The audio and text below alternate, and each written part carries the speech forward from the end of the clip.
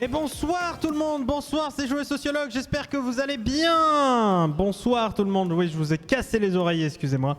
Bonsoir à tous, bonsoir à Aegil, bonsoir à CSCZ, bonsoir à Furling. Furling, trop plaisir de te revoir aussi. J'espère que vous allez bien, j'espère que vous passez une bonne soirée ou que vous avez passé une bonne journée aussi, hein, cela peut aller avec. Et bienvenue chez Jouet Sociologue, tout simplement, oui, qui est moi.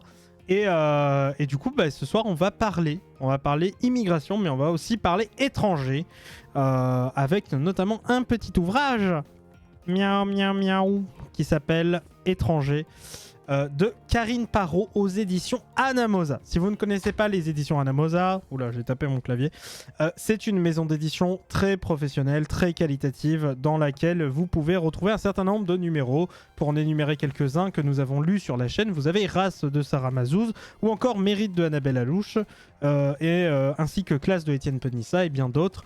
Voilà, c'est des petits livres comme ça qui sont très collector, très faciles à mettre dans une bibliothèque et surtout qui coûtent la modique somme de 9 €. Voilà, donc c'est pas trop élevé non plus et ça permet tout simplement d'apprendre de manière... alors, je dirais pas vulgarisée parce que ça l'est pas totalement, mais de manière plutôt correcte, on va dire, des notions de sciences sociales, des notions de juridique, des notions... bref, des notions de sciences sociales, quoi, de manière générale. Et c'est super. C'est un peu comme des repères ou des que sais-je, mais en beaucoup plus abouti, plus avancé et plus actuel, surtout. Voilà, je dis pas ça pour le repère sur la philosophie des sciences, mais voilà, il y a des trucs qui sont dépassés, clairement. Donc voilà, donc tout ça pour vous dire que c'est très intéressant à lire, à voir, et puis voilà, ils font tous à peu près 90, 80 pages, 100 pages, à peu près, donc voilà, c'est super cool, donc foncez aux éditions Anamosa, voilà, c'est trop bien, voilà. Et ils sont sympas, évidemment, en plus, puisque j'ai eu l'honneur de les rencontrer lors des journées au Forum des Images à Paris. Voilà, donc j'ai pu rencontrer l'éditrice Chloé Pathé, et voilà, c'est des gens charmants, très charmants, tout comme les auteurs de ces livres. Alors évidemment, qui dit aujourd'hui sociologie et lecture de sociologie, dit aussi rapport avec l'actualité. Donc moi je vous propose qu'avant de commencer la lecture, on va regarder une petite vidéo de 20 minutes très rapidement avec les petits moments clés de l'année 2023, n'est-ce pas? Non, il y a de l'humour, rassurez-vous, c'est la vidéo de Glou Patate, donc ça sera très drôle. Et nous avons aussi à mettre en lien ce livre dont on va commencer la lecture, Étranger, avec le livre justement de Pierre Thévagnan et de Jean-Charles Steven, qui est aussi à la même maison d'édition, mais pour la modique somme de 5 €, qui est « On ne peut pas accueillir toute la misère du monde, en finir avec une sentence de mort », un ouvrage extrêmement utile par les temps qui courent, qui rappelle des chiffres, qui rappelle chiffres à la clé, mais aussi faits sociologiques, etc., sur la question migratoire, et faits politiques aussi, donc c'est vraiment une pépite. Voilà, si vous voulez, si vous êtes là, ah mais je suis d'extrême droite, mais je sais pas comment faire pour arrêter, ah gna gna, moi je pense que les étrangers ils coûtent de l'argent, et ben vous lisez ce livre, voilà, tout simplement, vous allez comprendre pourquoi vous dites que de la merde, voilà, tout simplement. Donc ça peut être intéressant évidemment, 5 €, vraiment. Est-ce que le prix du savoir coûte vraiment si peu cher? Eh ben apparemment oui. Voilà, donc voilà, je vous conseille vraiment cet ouvrage, il est vraiment cool, et il vous permet effectivement de vous renseigner sur plein de notions, et c'est trop cool, quoi. Voilà, donc voilà. Donc maintenant, on va passer directement à cette rétrospective 2023 avec le cas de la réforme, etc. On va voir Elisabeth Borne en sueur. Moi je dis, voilà, Elisabeth Borne en sueur, moi ça me plaît, hein, je veux dire... Dans le sens où c'est une femme politique évidemment grotesque, mais au-delà du fait que ce soit une femme politique, c'est une personnalité politique compliquée. Donc voilà. Alors, vu ma journée, il semblerait qu'il ne faut pas toucher le savoir, ça fait ouin ouin té. Comment ça, faut pas toucher le savoir? Mais, voilà. Genre, enfin, je veux dire, je touche le savoir. Voilà. Donc Désolé les gens, je l'ai tellement touché que... Je sais pas, on dirait que je parle d'un truc sexuel, c'est horrible. J'ai tellement touché que j'ai écrit des choses dessus. Voilà, j'ai fait des lignes, des traits hein, sur le savoir. Donc voilà, enfin, c'est... voilà, j'ai touché le savoir, effectivement. Donc c'est... Je suis désolé, je suis vraiment désolé. Il y a l'UNEF qui essaye de me faire voter pour eux pour les élections du Crous. Quoi? Oh là là là là là là, l'UNEF vous fait voter. Oh là là là là là là là là, c'est terrible. Attends, laisse-moi deviner. Ils ont fait venir quelqu'un qui n'est pas de votre fac et qui vient et qui fait... Salut, est-ce que tu connais l'UNEF? Voilà, parce qu'on est hyper impliqué depuis le bureau national et même au niveau local, parce que vraiment, nous, ce qu'on veut demander, c'est une allocation de vie et d'autonomie étudiante. Ça fait 10 ans qu'on la demande, voire même beaucoup plus, voire depuis 1950. Et figurez-vous qu'on y arrive. Donc vraiment, vote pour nous. Hein. Ton Crous, il va être trop bien. Et voilà. Et ça va être attaché solidaire. Ah. Bah ouais, enfin, non mais je suis pas de cette fac et puis je suis arrivé dans un car ce matin et j'ai même pas eu le temps de manger un domac et en fait qu'est-ce que je fous là quoi, voilà. Donc voilà, non, en vrai, voilà, vous votez pour qui vous voulez pour les élections du Crous. Sachez que chaque UNEF est différente localement. Hein, vous avez différents mouvements et mobilisations.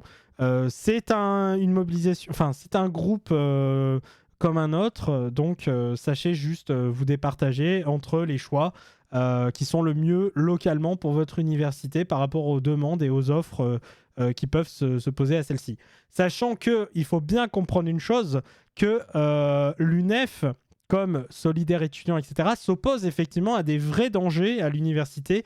Je pense à l'Uni, à la cocarde étudiante, je pense aussi au GUD, même si aujourd'hui c'est des groupes un peu différents, mais voilà, la cocarde par exemple, on est un héritier, donc il faut faire attention. Et l'UNEF, voilà, c'est un groupe comme un autre, mais avec Solidaire étudiant, il y en a qui font le taf, il faut aussi le dire. Après, la question, c'est est-ce que la représentativité des étudiants en conseil est suffisante pour permettre justement un changement radical des Crous actuellement? Non, absolument pas. Par contre, ils peuvent amener effectivement des dossiers, des sujets sur la table au moment de ces réunions. Il y a un représentant étudiant qui peut venir, je crois, lorsqu'il y a des décisions budgétaires ou en tout cas des décisions disciplinaires. Donc ça peut toujours être utile, hein, mais voilà, sachez que effectivement, je comprends les gens qui sont agacés par l'UNEF, tout comme d'autres syndicats étudiants. Juste sachez qu'ils ont des rôles spécifiques et encore une fois, votez en votre âme et conscience ou ne votez pas. Voilà, tout simplement. Mais voilà. Le sujet démocratique à l'université, c'est comme le sujet démocratique en politique pendant les élections présidentielles. En gros, faire barrage, ça peut être chiant. Voilà. Alors,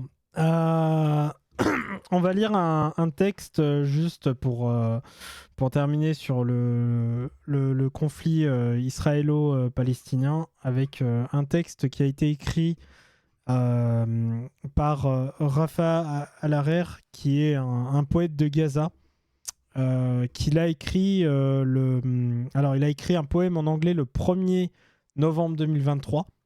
Et c'est un intellectuel gazaoui, hein. Il a été tué dans la nuit du 6 au 7 décembre 2023. Et en fait, l'autre jour, j'ai écouté France Culture et ce poème avait été lu, la traduction. Et j'ai trouvé intéressant de vous le lire, sachant que, il n'est pas mort seul, hein, il est mort avec 7 autres membres de sa famille lors d'un raid qui a visé sa maison.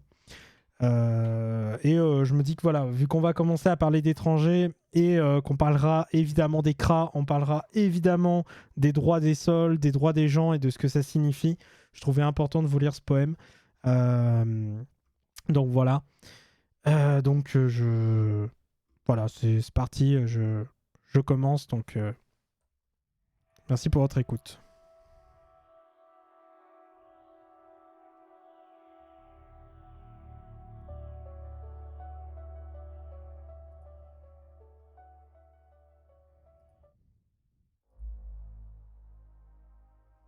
S'il est écrit que je dois mourir, pardon. Il vous appartiendra alors de vivre, pour raconter mon histoire, pour vendre ces choses qui m'appartiennent. Attendez, excusez-moi. Ça n'a pas mis le truc que je voulais mettre. Voilà. S'il est écrit que je dois mourir, il vous appartiendra alors de vivre. Pour raconter mon histoire, pour vendre ces choses qui m'appartiennent et acheter une toile et des ficelles. Faites en sorte qu'elle soit bien blanche, avec une longue traîne, afin qu'un enfant, quelque part à Gaza, fixant le paradis dans les yeux, dans l'attente de son père, parti subitement, sans avoir fait ses adieux, à personne, pas même à sa chair, pas même à son âme, pour qu'un enfant, quelque part à Gaza, puisse voir ce cerf-volant, mon cerf-volant à moi, que vous aurez façonné, qui volera là-haut, bien haut, et que l'enfant puisse un instant penser qu'il s'agit là d'un ange, revenu lui apporter de l'amour. S'il était écrit que je dois mourir, alors que ma mort apporte l'espoir, que ma mort devienne une histoire. Refa al-Harir, poète de Gaza ciblé par un bombardement israélien, décédé dans la nuit du 6 au 7 décembre 2023.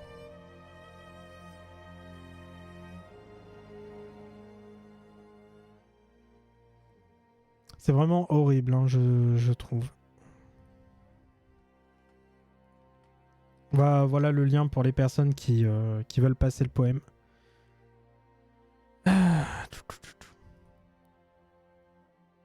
Bon. On va pouvoir maintenant commencer la lecture. Désolé, c'était une minute un peu émotion, mais en fait, j'y ai pensé en voyant quand même la vidéo sur 2023. Je me suis dit, il faut quand même qu'on en parle, qu'on laisse pas passer ça. Donc voilà, ça me semblait important. Bref, je vous remercie de votre attention et on peut enfin commencer la lecture.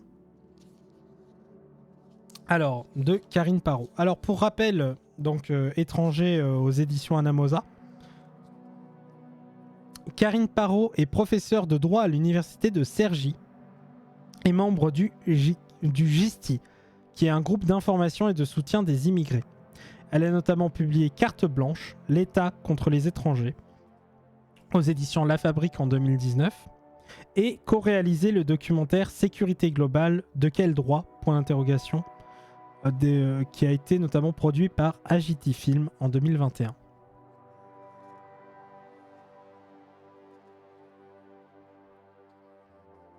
Évidemment, pour rappel, les lectures se font sur plusieurs épisodes. Ils seront évidemment mis sur la plateforme VOD de Joyeux Sociologue, qui s'appelle Joyeux Sociologue VOD. N'hésitez pas à me couper si jamais vous avez des questions, à me dire si je vais trop vite, si je parle trop fort, pas assez fort, si ma voix n'est pas bonne, etc. Bref, n'hésitez pas, et même à échanger avec vous dans le chat. C'est fait aussi pour ça. Donc voilà. Sachant que moi, ce que je kiffe, c'est d'échanger avec vous. A plus, Murini. Barbare, métèque, esclave, Aubin. Pendant longtemps, il n'a pas existé de définition univoque de l'étranger. Il se définissait en creux, par défaut, comme celui qui n'appartient pas à la communauté et qui existait donc autant de figures de l'étranger que de manière inventée par les humains de former communauté. Ce flou entourant la notion d'étranger a aujourd'hui disparu. Car l'État-nation s'est approprié le concept pour en désigner les contours au scalpel. L'étranger est celui qui n'a pas la nationalité de l'État sur le territoire duquel il se trouve. Désormais attribuée de manière certaine par l'effet du droit, la nationalité sépare irrémédiablement le national et l'étranger pour soumettre ce dernier à un régime spécial, arbitraire, plus ou moins sévère et cruel, suivant les besoins de l'économie et les considérations politiques du moment. Pourquoi ont-elles à leur naissance le droit de vivre en France, là où d'autres sont enfermés, expulsés ou brutalement refoulés à la frontière.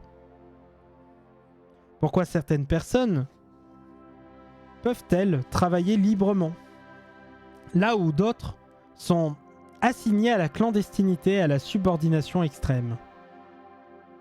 Comment, dans une société qui proclame l'égalité des droits entre tous les êtres humains, l'État parvient-il à les distinguer, à les catégoriser pour faire de certains d'entre eux des indésirables ou des subalternes? Lorsqu'on se penche sur la condition des personnes étrangères en France, on observe un droit ségrégationniste largement admis et un racisme systémique de l'État et de ses institutions démenti avec un cynisme de moins en moins feutré. En gros, un cynisme qui, lui, apparaît beaucoup plus au grand jour de notre opinion que c'était le cas avant. Puisque là, on a quand même des preuves, on a quand même des images, on a des vidéos, on a tout un ensemble de choses qui montreraient qu'il y a citoyens et non-citoyens dans notre société. Et pour autant, des gens continuent à dire, à la fois en tant que défenseur de l'état de droit et en tant que défenseur du régime étatique dans lequel on est, que c'est faux. Un être humain est un être humain. Je voudrais montrer d'abord que la catégorie d'étranger opposée à celle du national, la personne donc qui est née dans le pays, n'a rien de naturel. En revenant sur la fabrique de la nationalité française à la fin du 19e siècle, on comprend qu'elle n'est pas un attribut de la personne humaine et que la qualité d'étranger a toujours été déterminée par l'État à des fins utilitaristes.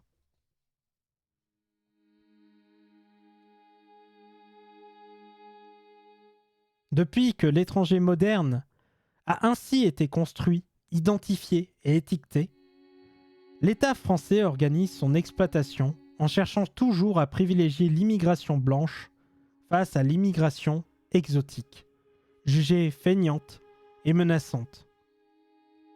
Bonjour à toi Horacio, j'espère que tu vas bien. Satisfaire le marché du travail et organiser la ségrégation des candidates suivant leur origine, voilà les deux axes inconditionnels de la politique migratoire française. Lorsque le besoin de main-d'œuvre peu qualifiée, baisse dans la dernière partie du XXe siècle, la France puis l'Europe tout entière cherchent à entraver l'arrivée de nouveaux migrants, notamment grâce à des systèmes juridiques et policiers toujours plus sophistiqués. Ces dispositifs de gestion des flux obligent les personnes qui veulent gagner l'Europe à mettre leur vie en jeu. Et c'est un phénomène nouveau. Elles sont des milliers à mourir chaque année sur les routes de l'exil. Depuis les années 1990, la politique migratoire décidée par les dirigeants des pays européens est ainsi directement causé la mort aux frontières de plus de 55 000 personnes.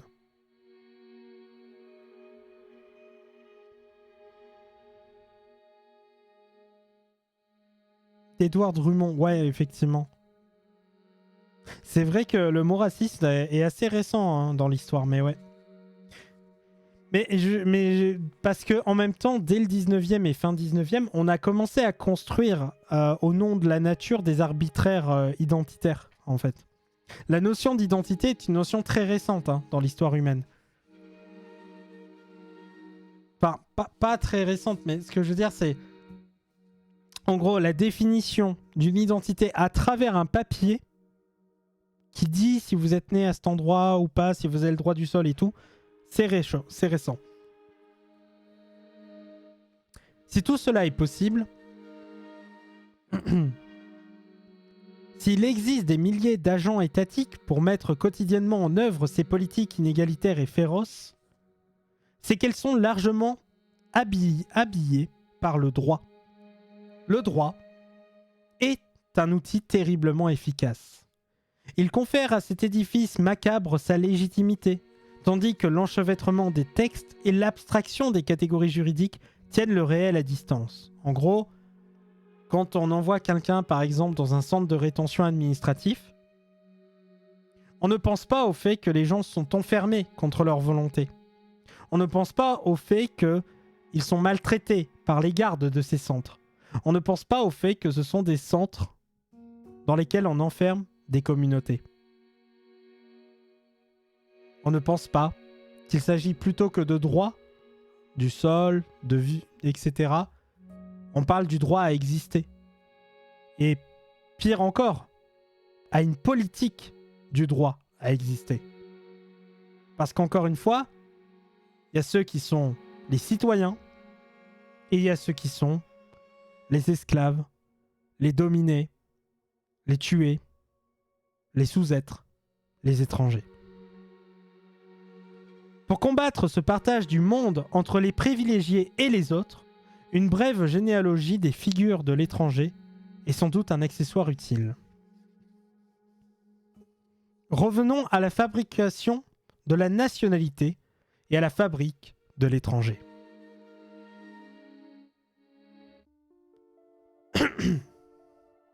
À quelle période au juste faire démarrer la généalogie du concept moderne d'étranger?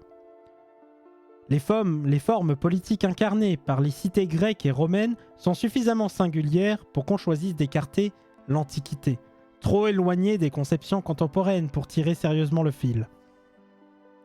La très longue période médiévale est intéressante, car on voit poindre l'État moderne, avec son territoire et son pouvoir centralisé. Pendant une grande partie du Moyen-Âge, les frontières physiques sont peu déterminantes. Les différents pouvoirs, ceux des rois, des princes, des seigneurs, mais aussi des ecclésiastiques, s'entremêlent et s'exercent davantage sur les personnes que sur des territoires. Si bien qu'il existe une multitude d'occasions de devenir étranger. Pour donner un ordre d'idée, le roi de France, à l'époque, était appelé roi des Francs, le peuple, les Francs, donc des individus dont il avait la primauté, mais qui en même temps devaient le servir. Cependant, étant dans un système féodal, il avait des vassaux qui lui prêtaient hommage, mais de fait, les vassaux géraient leur affaire à eux. Ils étaient seigneurs. Ils avaient leur truc à eux, leur territoire, leur conflit, et ainsi de suite. Et c'est pour ça que un jour, Philippe II, viendra et dira « Plutôt que de parler de roi des Francs, je veux être le roi de France. » Et donc, le roi d'un territoire.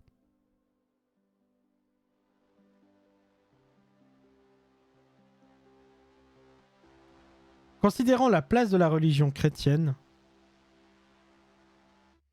et le pouvoir de l'Église comme institution, l'étranger c'est d'abord le non-chrétien, le juif, le musulman, mais dans le même temps, l'étranger c'est aussi celui qui vient d'une autre seigneurie, d'une autre châtellerie, d'une autre ville ou d'une autre paroisse, l'abbé Poitevin, mis à la tête d'un monastère normand, ou le verrier de l'Artois, un flamand venu travailler à Dijon. À partir du XIIIe siècle, les limites du royaume se figent pour devenir progressivement des frontières ouvertes, et l'étranger au royaume fait son apparition par opposition au rénicole, celui qui est originaire du royaume. À chaque catégorie d'étrangers correspond un nom. Advena, Peregrinus, Extranus, Albanus, de Forivénien, mais aussi des règles particulières. Suivant les circonstances, les non-chrétiens et les personnes venues d'ailleurs se voient ou non mis au ban de telles collectivités, privées de protection du roi, du seigneur, du clerc, soumises à des impôts particuliers ou bien gratifiées d'un privilège. Le pouvoir, les pouvoirs, sont fragmentés, agencés en réseau. Les règles existantes sont essentiellement coutumières. Elles apparaissent, se forment au gré des conflits et à l'aune des rapports de force locaux.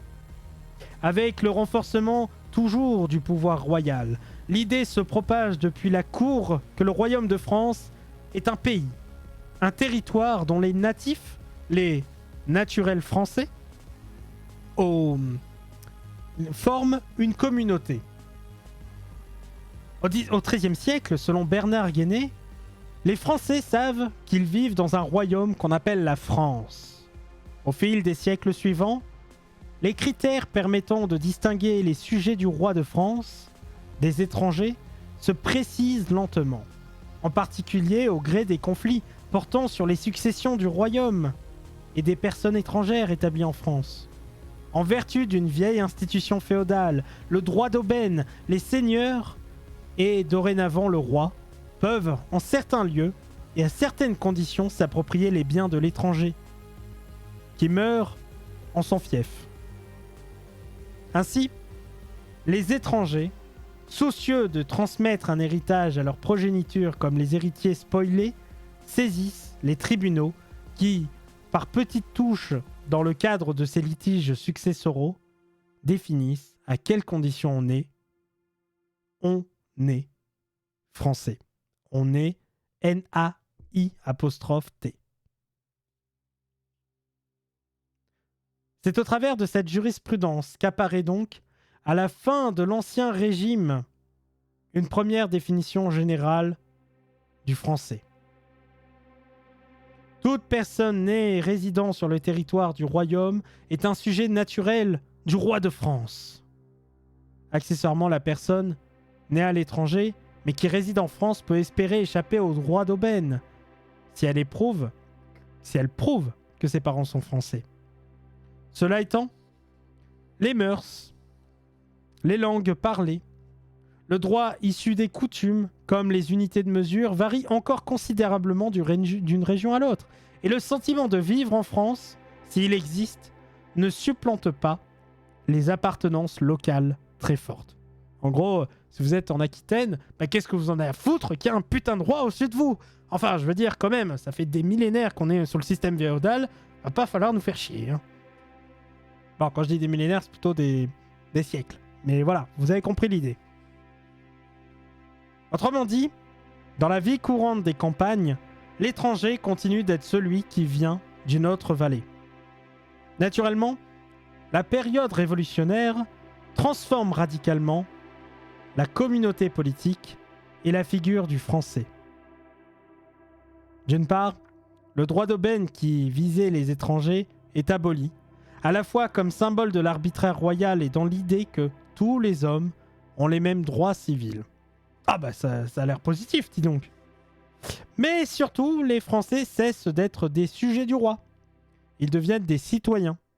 Plus encore, ils se pensent comme l'universalité des citoyens français, formant le peuple souverain, et les différentes constitutions qui se succèdent s'emploient chacune à définir non pas le français, mais le citoyen français, le titulaire des nouveaux droits politiques. S'il existe des catégories de Français dépourvus de droits politiques, les femmes et les hommes de moins de 21 ans, elles et ils ne sont jamais visés en tant que tels par les textes. Seul compte l'animal politique, le citoyen français. C'est-à-dire que, schématisant, l'homme qui, du fait de sa résidence sur le territoire, a vocation à désigner des représentants à l'Assemblée législative. Ça me rappelle quelque chose, ça. Dans cet esprit, l'étranger qui s'installe en France et prête le serment civique, le serment révolutionnaire notamment, rejoint le peuple français. La Constitution montagnarde de 1793 prévoit ainsi que tout étranger domicilié en France, depuis une année, qui y vit de son travail, ou acquiert une propriété, ou épouse une Française, ou adopte un enfant, ou nourrit un vieillard, est automatiquement reconnu citoyen français. J'aime bien nourrir un vieillard. Vous imaginez aujourd'hui s'il suffisait de nourrir un sans-abri pour permettre d'être citoyen français? Ou de sauver un gosse tout simplement de la noyade, ou d'un incendie dans son appartement, ou même du fait qu'il va glisser d'un balcon. Oui, tout ce que je viens de dire là a vraiment été réalisé. Et la plupart, malheureusement, n'ont pas eu la citoyenneté offerte. Parce que merde, voilà. Par contre, ils ont eu des félicitations. Et même parfois, un ministre est venu leur serrer la main. Quand même, on n'est pas des chiens. Mais la parenthèse se referme assez vite. Déjà en 1795, la Constitution de l'an 3 instaure le suffrage censitaire et crée dans le dire une nouvelle catégorie de Français privés des droits du citoyen, des êtres juridiques sans dimension politique, titulaires uniquement des droits de la vie civile, de la vie privée, auraient dit les Romains de l'Antiquité. Vie privée qu'ils entendaient comme une vie amputée, privée de toute dimension politique.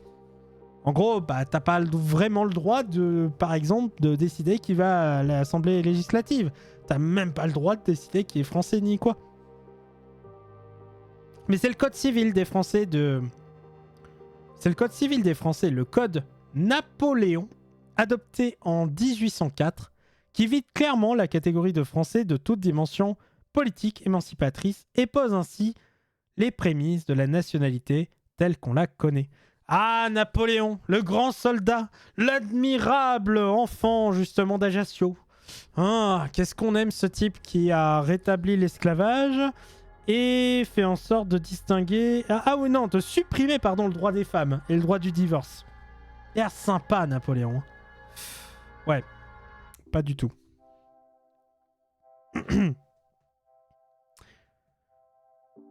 D'abord, pour la première fois, le citoyen rapidement envoyé aux oubliettes et le français sont définis dans des textes distincts.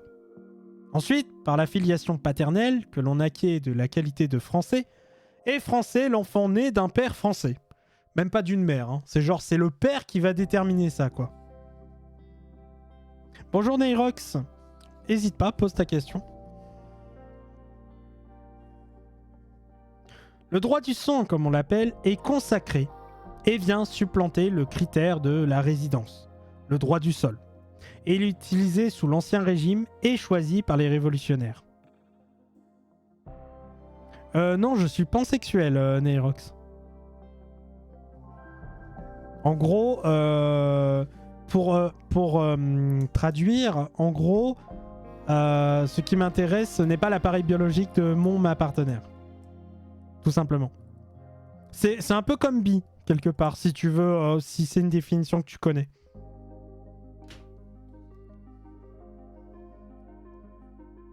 Il y a ici aucun hasard à voir cette faveur donnée au lien de filiation apparaître au moment où, dans les textes, la qualité des Français se détache clairement de la citoyenneté. En gros, vous avez le Français d'un côté et le citoyen de l'autre. Voire juste le citoyen français et de l'autre, bah, l'étranger, quoi. Le truc qui est pas vraiment citoyen. Genre, comme les femmes, par exemple. Choisir la filiation pour caractériser le lien entre l'individu et l'État, c'est faire de ce lien un attribut héréditaire et lui ôter toute puissance politique. En gros, bah, si t'es une femme, bah, tu travailles pas, quoi. Enfin, si, tu peux travailler, mais par contre, tu peux juste être exploité. Parce qu'après, bah, il faut quand même que tu t'occupes de ton mari et de tes gosses. Et de ton père, grâce à qui t'es français, hein. Parce que si ton père, il t'avait pas reconnu à la naissance, bah, t'es étrangère, hein. Donc, quelque part, tu lui dois tout. Et puis, tu peux pas divorcer une fois que t'es marié. Quelle idée. Quoi, jouir de ton corps et de ta vie? Mais pas du tout. En décryptant que l'on est français par les liens du sang, le code napoléonien liquide en quelque sorte le peuple français comme entité politique. Si arriéré qu'il soit, ce critère de la filiation figure toujours dans la loi comme le premier critère pour être français d'origine. Rappelons ce que dit le code civil. Et français, l'enfant dont l'un des parents au moins est français. L'article 18 du code civil. Super. Genre voilà, pour être français, il faut avoir un parent français. C'est génial. C'est top. Non mais je trouve qu'on vit dans une société incroyable. Et ce droit du sang n'a pas eu pour seul effet de neutraliser politiquement ce qui est devenu la nationalité française. Il permet en outre de la présenter comme un attribut de la personne humaine, une sorte de qualité intrinsèque. C'est sur ce genre de conception biologique de la nationalité que fleurissent au XXe siècle les thèses les plus ouvertement racistes comme celle de René Martial, professeur de médecine à la faculté de Paris, qui en 1934, dans un ouvrage primé par l'Académie française, propose de sélectionner les étrangers admis à travailler en France selon un indice biochimique, évaluant leur degré d'affinité sanguine avec les Français. Ok. Je veux dire, j'imagine qu'il a moyen de trouver qui est un vrai Français. Tout comme le type là qui fait des détecteurs pour savoir si quelqu'un est gay. Sans nécessairement aller jusqu'au racisme scientifique, quand même proche, hein. L'idéologie charriée par cette nationalité rattache les individus à leur lignage, leurs origines, leur nombril si vous voulez. Elle légitime durablement les discours ségrégationnistes qui décrivent la nation comme un club fermé, une famille à protéger. En gros, bah la nation, c'est vous, moi, mais pas les autres. Oh là là. Voilà, faut se protéger des autres. Faut faire des forteresses, des tours, des machins. Bon. Le droit français de la nationalité est au service de la nation française dont la pérennité postule le rejet d'une société multiculturelle, le maintien d'une communauté de culture, explique ainsi en 1993 le ministre de l'Intérieur Charles Pasqua en soutien d'un texte de loi qui a définitivement fait entrer le thème de l'identité nationale dans le débat politique. Ben oui les amis, hein, parce que cette citation-là, le droit français de la nationalité est au service de la nation française dont la pérennité postule le rejet d'une société multiculturelle, et du coup, ça date de 1993. Ouais les gars, oui, enfin les gens, c'est pas un darwinisme social, c'est pas un eugéniste, c'est pas un raciste. Enfin, si, c'est Charles Pasqua, du coup. Voilà. Cela dit, et pour revenir rapidement à l'invention de la nationalité française, lorsque le Code napoléonien formule la première définition légale du français, la notion de nationalité n'existe pas encore. En fait, pendant tout le 19e siècle, une grande incertitude entoure le statut des enfants d'immigrés nés en France. À l'époque, l'immigration est une immigration de voisinage. Les personnes étrangères sont allemandes, belges, italiennes, espagnoles et vivent majoritairement dans les régions frontalières. Dans la dernière partie du siècle, avec la révolution industrielle, elles s'installent aussi dans les faubourgs des grandes villes. Le Code civil prévoit, bien qu'à certaines conditions, les enfants de ces immigrés sont français. Mais ils ont toute latitude pour réclamer cette qualité ou y renoncer via des déclarations recueillies sur des feuilles volantes dont les intéressés se prévalent ou non, suivant les circonstances. En gros, être français va pas de soi, il faut le demander. En particulier chaque année dans les cantons, lorsque s'agit d'établir les listes pour le tirage au sort des futurs conscrits, certains hommes, que tout le monde considère comme français, se présentent comme étrangers pour échapper à un service militaire de plusieurs années. Ça, c'est pas con. Ce phénomène alimente la grogne de certains Français qui dénoncent le privilège accordé aux étrangers, qui vivent comme eux, parmi eux, mais échappent aux lourdes charges militaires. Par ailleurs, cette population à l'allégeance douteuse, installée aux frontières et dans les grandes villes, préoccupe la classe politique, si bien qu'en 1989, une loi est adoptée dont l'objectif est d'attribuer largement la nationalité française aux jeunes hommes nés en France de parents étrangers. Avec ce texte, la première loi relative à la nationalité française, toute personne née en France d'un étranger qui est lui-même né et française de manière irrévocable. Autrement dit, ce qu'on appelle aujourd'hui le double droit du sol devient obligatoire. La règle permet d'alimenter le contingent des soldats, mais aussi celui des colons français en Algérie, où les Italiens et les Espagnols sont nombreux à s'être installés. Avec ce droit du sol irrévocable, le petit-fils de l'Italien qui s'est installé en Algérie naît français. Bah oui, c'est toujours quelque chose à gagner, exactement. Là, c'est juste des gens prêts à mourir pour la France. Hein. Au-delà des critères retenus, cette loi est par elle-même d'importance. Pour la première fois, en cette fin du XIXe siècle, l'État dispose d'un corps de règles écrites permettant théoriquement de déterminer avec certitude qui est français et donc qui ne l'est pas. Et en cela, on peut considérer qu'elle marque l'avènement de la nationalité moderne. Et c'est précisément en cette même fin du XIXe siècle que l'État entreprend de contrôler la main-d'œuvre étrangère présente sur son territoire.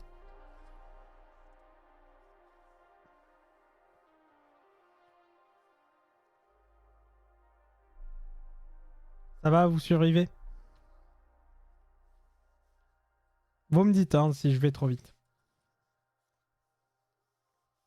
Contrôler, encarter.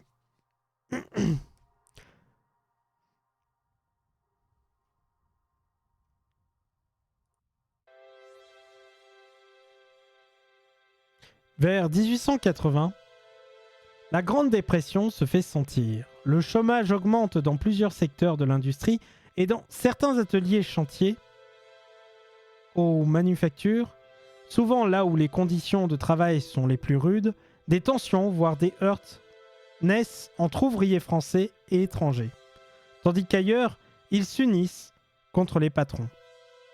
Rapidement, le thème de la protection du travail national fait son entrée à la Chambre des députés et la presse quotidienne, en plein essor, ouvre grandes ses colonnes aux intellectuels dans tout genre, accusant les travailleurs étrangers de concurrence déloyale et les étrangers en général de menacer la cohésion sociale. Comme le relève l'historien et sociologue Gérard Noiriel, l'argumentaire des notables déployés au Second Empire contre les classes populaires, dangereuses et extérieures à la nation, est largement recyclé contre les étrangers. Leur présence en France est construite comme un problème politique par une caste de journalistes, d'économistes. C'est le début de la statistique et d'hommes politiques sans que l'on puisse savoir dans quelle proportion ce discours fait écho au mécontentement d'une partie des prolétariats français.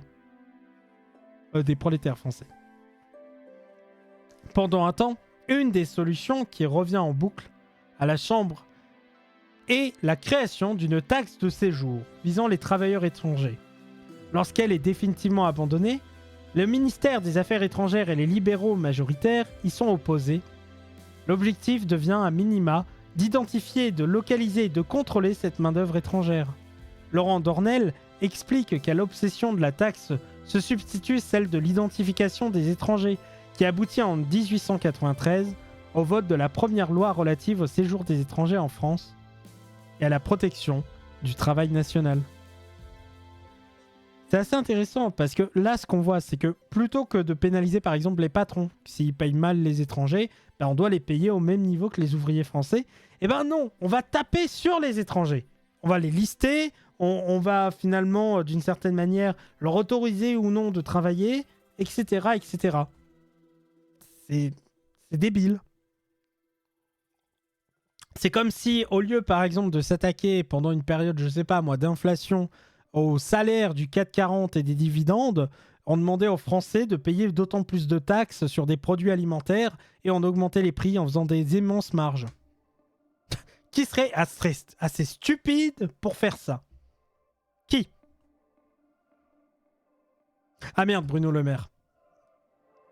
D'après ce texte, tout étranger qui arrive dans une commune pour y exercer une profession doit se déclarer à la mairie et justifier de son identité. Il est alors inscrit sur le registre d'immatriculation des étrangers et reçoit en échange un certificat qui l'autorise à travailler et qu'il doit faire signer à chaque déménagement. L'objectif est de localiser les travailleurs étrangers, mais aussi de leur associer à un état civil ou une identité certaine. Dans les faits, les patrons embauchent sans exiger le fameux certificat d'immatriculation et la loi reste largement inappliquée. Mais le processus d'encartement des étrangers est enclenché. Il aboutit en 1917 à la création de la carte d'identité d'étrangers. Avec la Première Guerre mondiale, précisément, l'État cherche à remplacer aux champs et dans les usines les Français partis mourir au front. Et pour la première fois, l'administration se lance dans un vaste programme d'importation de main-d'œuvre étrangère. Les femmes françaises constituant au demeurant la principale main-d'œuvre de remplacement. Une bureaucratie nouvelle se développe.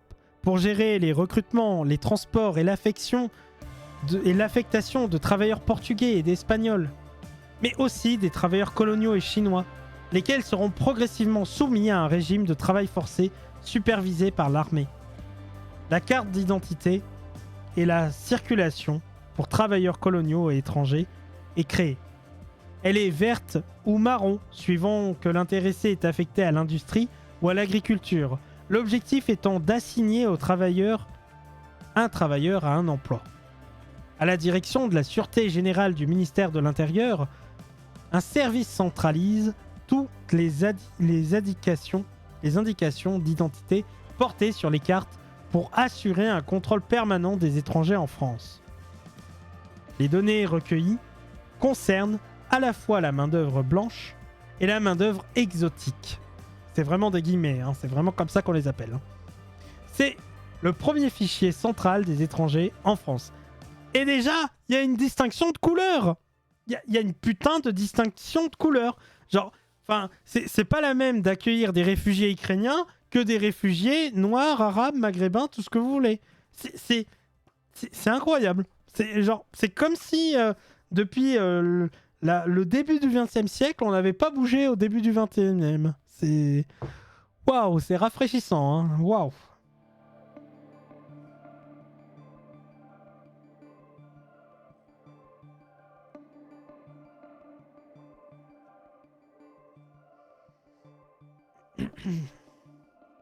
Et puisque tous les étrangers de plus de 15 ans doivent désormais posséder cette fameuse carte d'identité, les autres doivent pouvoir rapidement prouver leur qualité de français.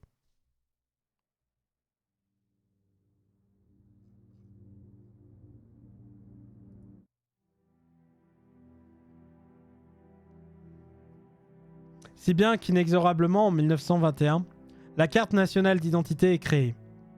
Par où l'on voit que les dispositifs de contrôle et de surveillance imaginés contre les catégories marginales, les étrangers, les délinquants, finissent toujours par valoir contre l'ensemble de la population. La carte d'identité sera standardisée et rendue obligatoire par le régime de Vichy.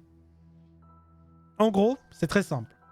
Vous avez des étrangers à qui vous donnez une identité jusque-là, qualifiée de blanche ou exotique. Ça devait leur autoriser ou non à travailler et dans certains domaines, agriculture, industrie, commerce. Puis un jour, vous vous rendez compte que, attendez, c'est pas bien ça, parce qu'il faut aussi étiqueter ceux qui sont français, français de naissance ou devenus français.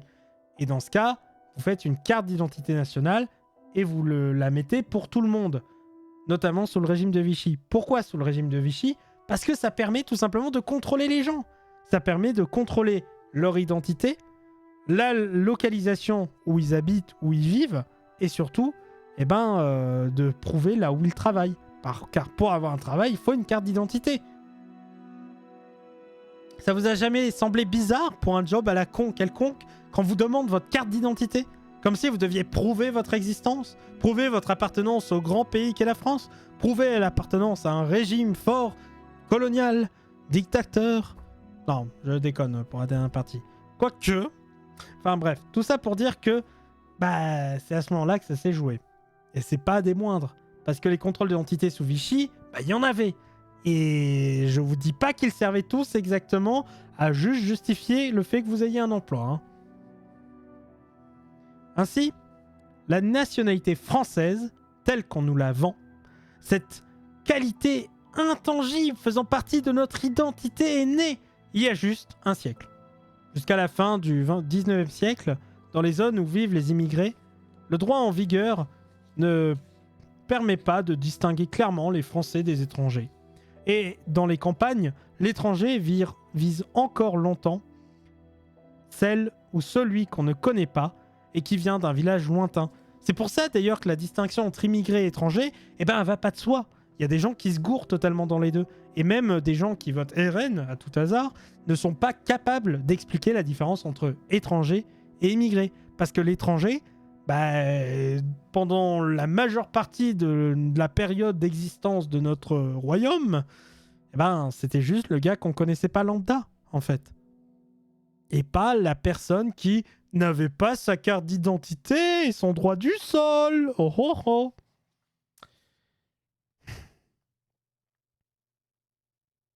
Il faut attendre les années 1890, au moment où l'immigration est érigée en un problème politique, pour que les critères du français soient fermement établis et que l'entreprise d'encartement des individus, des étrangers, suivis des Français s'engage. On aurait tort de croire qu'il y a d'un côté la nationalité comme concept et de l'autre les cartes d'identité comme bouts de carton plastifiés. Sans ce système d'identification, en attendant les progrès de la reconnaissance faciale combinée à la vidéosurveillance généralisée, les agents de l'État ne peuvent pas identifier celles et ceux qui circulent. Anonymes, les individus sont aussi sans nationalité. Au contraire, avec les papiers d'identité biométriques, oui, mettez votre empreinte. La nationalité, comme le nom patronyme ou le sexe biologique, devient un élément de l'identification des personnes et subrepticement un élément de leur identité sociale, comme l'affirme la Cour européenne des droits de l'homme et des libertés fondamentales.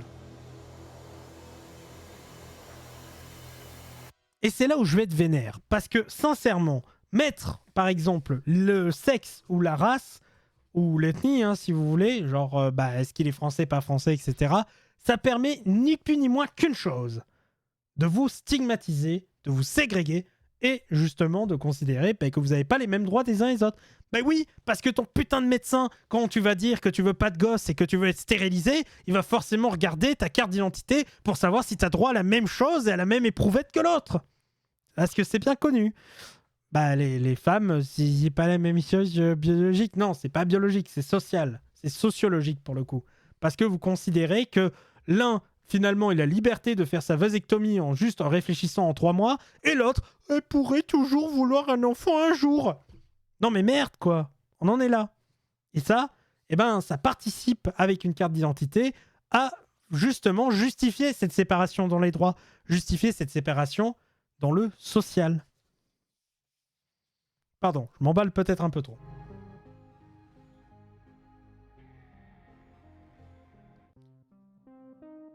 Naturaliser, dénaturaliser. En droit international, les États revendiquent une totale liberté pour décider qui et à quelles conditions octroyer ou pas leur nationalité, et à cette rubrique, certains n'hésitent pas à proposer leur nationalité à la vente, moyennant une donation de 610 000 € à l'État maltais pour vous obtenez la nationalité maltaise. Et d'un même coup, la citoyenneté européenne qui vous autorise à circuler et à vous installer dans n'importe quel pays de l'Union européenne. Tandis que l'Union européenne interdit l'accès à son territoire aux exilés lambda. On est bien loin de la citoyenneté révolutionnaire, octroyée à ceux qui adoptaient un orphelin ou nourrissaient un vieillard. Donc attendez, ça veut dire que, en gros, là, tous les gens qui kiffent à donf l'identité nationale française, là, les nationalistes, les preux et tout, en fait, vous considérez que quelqu'un qui achète avec de l'argent 610 000 € une nationalité, c'est ok. Mais quelqu'un qui est un exilé, qui n'a pas d'argent, qui fuit un pays en guerre, le pauvre. Et c'est bien connu, pour être un investisseur moderne, il faut juste avoir de la motivation. Ouais, la motivation à 610 000 balles pour le marché européen, c'est quand même beaucoup. Et je pense pas que c'est tous les Jeff Bezos et les Elon Musk qui avaient ça au début. Ah si, pardon, si, ils avaient ça au début. Justement, sinon ils seraient pas où ils sont. Mais voilà. Si la France procède de manière plus subtile que Malte et d'autres paradis fiscaux, son droit de la nationalité a toujours été au service d'objectifs étatiques primaires. Devinez lesquels? Repeupler, coloniser, déporter, précariser. Oui, déporter sous Vichy, c'était plus simple quand les gens ils avaient le mauvais papier d'identité. À grands traits, dans l'entre-deux-guerres, la classe politique unanime veut combattre la dépopulation, considérée comme un mal terrible, et fait adopter une loi pour augmenter la population nationale. Avec ce texte de 1927 qui libéralise l'accès à la naturalisation des milliers de travailleurs étrangers fraîchement importés par l'État et les patrons depuis la Pologne, l'Italie ou la Tchécoslovaquie, comme les réfugiés russes, arméniens, allemands, autrichiens, espagnols, et deviennent éligibles à la nationalité française après seulement 3 années passées en France. D'ailleurs, un fait intéressant à savoir, parce que là où je travaillais, il y avait Fred. Et Fred, vous savez ce qu'il faisait? Il était historien. Et il m'a appris un truc intéressant. Il bossait sur un gars qui était polonais dans les années 1927 justement, et qui était venu travailler en France dans une mine. Parce que ouais, personne voulait travailler dans la mine et les patrons les payaient beaucoup moins cher. Alors oui, on leur construisait un petit logement sympathique et on leur disait même, si vous restez plus de 3 ans, vous serez un citoyen français, donc c'est cool. Sauf que, devinez quoi? Les Françaises qui se mariaient avec les mineurs, elles perdaient leur statut de Françaises. Elles devenaient étrangères. Et de prime abord, elles aussi devaient trimer pour récupérer leur identité nationale française. Et ouais. Un état sexiste, il est sexiste jusqu'au bout, hein, même dans les papiers d'identité. Hein. Bon. Alors. Donc, pour grossir les rangs des travailleurs français, l'État naturalise allègrement et persévère malgré l'arrivée du chômage, malgré les thèses racialistes et les virulentes critiques contre ces naturalisations scandaleuses. À la veille de la Seconde Guerre mondiale, la machine à produire des Français tourne à nouveau à plein régime. Cette fois, ce sont les rangs de l'armée qu'il s'agit de pourvoir. La catégorie d'étrangers n'a donc rien de naturel, comme le démontrent les politiques de dénaturalisation. Moins de 2 semaines après le vote des pleins pouvoirs à Pétain, en juillet 1940, une loi ordonne la révision de toutes les naturalisations prononcées depuis la fameuse loi de 1927. Vous savez, c'est la fameuse anecdote de Pétain a protégé les juifs français. Les juifs étrangers, par contre... Oui, mais Pétain a dénaturalisé les juifs, tout simplement. Genre, dès qu'ils étaient juifs, toi là, fais-moi voir tes papiers d'identité, hop, déchiré, allez. On a cette fameuse scène dans Triste Tropique où Lévi-Strauss, un grand anthropologue, décide de partir aux Amériques pour fuir, car juif. Figurez-vous que Strauss, au moment où il a donné son passeport au type qui était chargé justement de tamponner celui-ci pour l'autoriser à partir dans un bateau, l'a regardé et lui a dit « Je suis désolé, mais... » Enfin, en gros, cette loi venait d'être votée. Et à ce moment-là, Lévi-Strauss n'était plus considéré comme français. Ouais, son passeport en tout cas était rendu caduc. Il ne pouvait pas le tamponner. C'est donc clandestinement que Lévi-Strauss rejoindra l'Amérique. Mais tout ça pour vous dire qu'à ce moment-là, le pauvre gars qui tamponnait, qui regardait fébrilement Lévi-Strauss, et son collègue qui le regardait de façon vénère pour dire « T'as intérêt à bien baisser ce tampon de l'autre côté de la table et à ne pas tamponner ce passeport parce que je viens de te prévenir que la loi a été votée. » Je peux vous assurer que ça devait pas vraiment faire rire l'histoire de papier.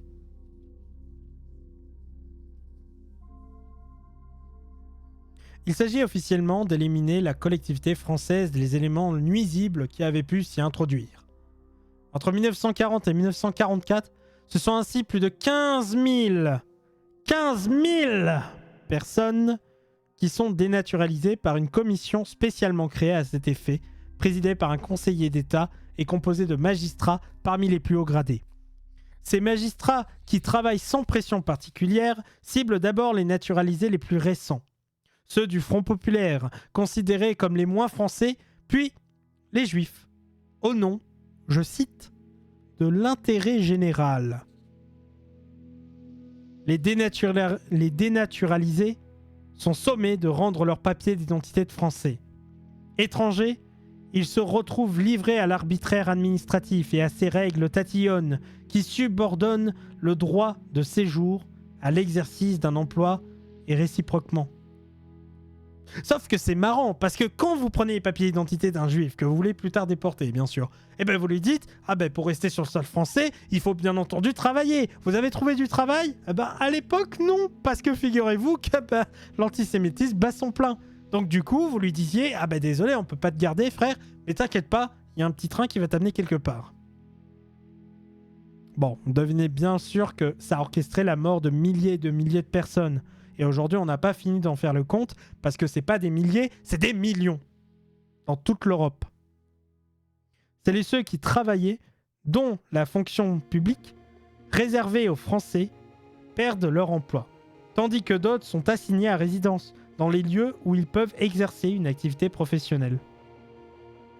Claire Zach, qui a si bien décrypté cet épisode dans son livre Dénaturaliser les retraits de nationalité sous Vichy en 2016, relève que les considérations économiques continuent, même dans la dénaturalisation, de peser sur les modalités à appliquer au séjour des individus mis à l'écart pour des raisons politiques. Fin de citation. Pour un individu, souvent pour une famille, la dénaturalisation constitue une humiliation et une mise au ban de la société. Pour les juifs, c'est en plus le risque exponentiel d'être arrêté, interné, déporté et assassiné. Voilà un chapitre de l'histoire récente de la nationalité française. Il y en a d'autres. J'aurais pu exposer aussi le statut des colonisés de l'Algérie, dans l'Algérie occupée, et décrire comment, pour mieux assujettir et contrôler les indigènes juifs et musulmans, l'administration a créé une catégorie juridique de sous-français, des personnes françaises, mais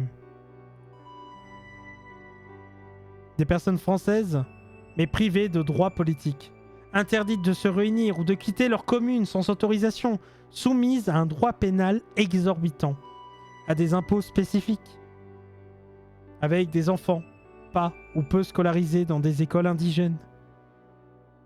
Il faudrait expliquer aussi comment aujourd'hui encore, l'État français s'acharne contre des anciens colonisés devenus français après les déclarations d'indépendance. Pour empêcher qu'ils ne se transmettent cette nationalité française à leurs enfants nés au pays. Après une vue de dur labeur en France, ces vieux immigrés comptaient bien faire cadeau de leur nationalité à leurs enfants, comme une carte d'entrée et de séjour permanente en France. Mais c'était sans compter sur la mesquinerie et le racisme des juges, de la Cour de cassation, qui a élaboré une règle de preuve ubuesque pour ressusciter une nationalité au rabais, une nationalité française qui n'est pas transmissible par la filiation paternelle. J'aurais pu décrire aussi le patriarcat, dont les règles d'attribution de la nationalité française ont été clairement le reflet et le vecteur jusqu'en 1973, puisque la femme mariée a longtemps suivi la condition juridique de son mari. C'est ce que je vous disais. Si vous êtes femme française mais que vous mariez un immigré, enfin un étranger, pardon, vous perdez votre nationalité. C'est comme ça. Certaines ont beau présenter la nationalité comme un lien fort entre l'État et l'individu, un élément qui relèverait de l'identité profonde de chacune et disséminerait ainsi une véritable communauté nationale. L'histoire montre qu'elle est d'abord un outil forgé par l'État pour nous fournir de la chair à canon, discipliner les travailleurs, assujettir et humilier les colonisés, réguler l'immigration, bref, gérer les populations.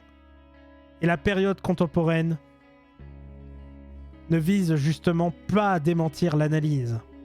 À partir du milieu des années 1970 et le nouvel épisode de crise économique, les hauts fonctionnaires s'accordent sur la nécessité de fermer les frontières et de réduire l'immigration au strict nécessaire.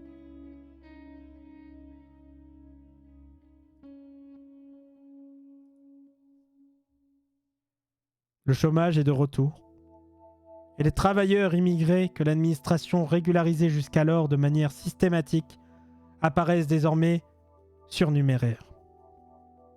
Une décennie plus tard, en 1985, l'extrême droite et la droite ne se contentent pas de dénoncer le nombre excessif d'étrangers présents en France, mais critique également la trop grande facilité avec laquelle ils deviennent français. Daniel Locach y voit une étape dans le discours politique sur l'immigration. Il dit, je cite, « Ce ne sont plus seulement les clandestins que l'on désigne comme la source des maux dont les Français sont victimes, à savoir le chômage et l'insécurité. C'est la présence d'une population étrangère nombreuse qui par elle-même représente, dit-on, une menace pour l'identité nationale. » Fin de citation. C'est sur la base de cette ritournelle raciste que l'objectif de lutte contre l'immigration va contaminer un droit de la nationalité déjà très conservateur.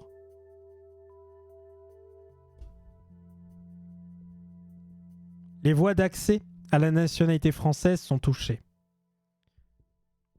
Alors qu'en 1973, la personne qui épouse un ou une Française peut immédiatement devenir française, elle doit désormais attendre 4 années et apporter les preuves tangibles que le couple mixte file encore le parfait amour.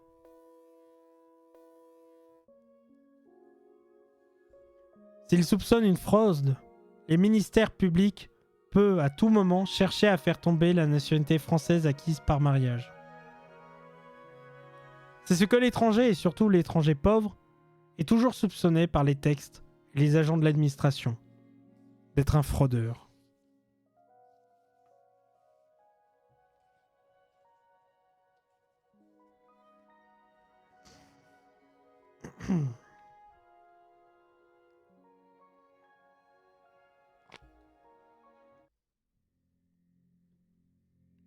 Valeurs de la République. En matière de naturalisation, la condition d'assimilation à la communauté française prévue par la loi depuis 1945 est jamais remise en cause depuis. Elle sert de fondement aux pratiques institutionnelles le plus ouvertement racistes. Sous le règne de Sarkozy, dans certaines préfectures, il est arrivé que les femmes portant un hijab soient priées de le retirer en vue de l'entretien individuel d'assimilation. Le refus valant défaut d'assimilation. Plus généralement, les personnes de culture ou de religion musulmane, on supposé telles, sont systématiquement soupçonnées d'être mal assimilées. Les questions posées lors de ces entretiens individuels en témoignent. Il y a celle proprement débile. Qui est Michel Platini ? Où se situe le Mont Saint-Michel ? Puis surgissent celles ouvertement orientées racistes. Que pensez-vous de l'interdiction de porter le voile à l'école ? Pardon. Je sais pas parler. Je suis pas naturalisé français, moi. Accepteriez-vous de vos conjointes se fassent soigner par un médecin de sexe opposé ? Votre fille est-elle libre de s'habiller comme elle le souhaite ? En fait, moins la personne étrangère correspond à l'image de l'agent, ce fait du bon français, plus l'entretien d'assimilation tourne à l'interrogatoire policier. Que faites-vous le week-end ? Quels sont vos loisirs ? Vivez-vous dans un milieu en majorité français ou étranger ? Vous et votre conjoint, avez-vous le permis de conduire ? Qui conduit la voiture ? Qui fait les courses ? Toutes ces questions figurent sur une liste fournie aux agents des préfectures chargés notamment de vérifier depuis 2011 que les candidats et à la nationalité française adhèrent aux principes de la République.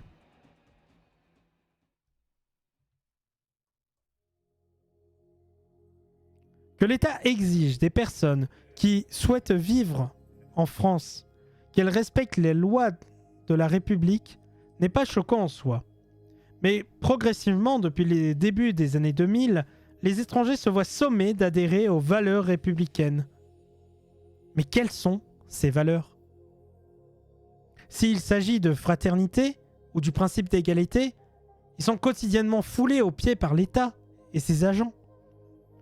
N'est-il pas de notoriété publique que, dans la rue, les jeunes hommes perçus comme noirs ou arabes sont 20 fois plus contrôlés par la police que le reste de la population ? Et surtout, rien n'est fait pour que cela change.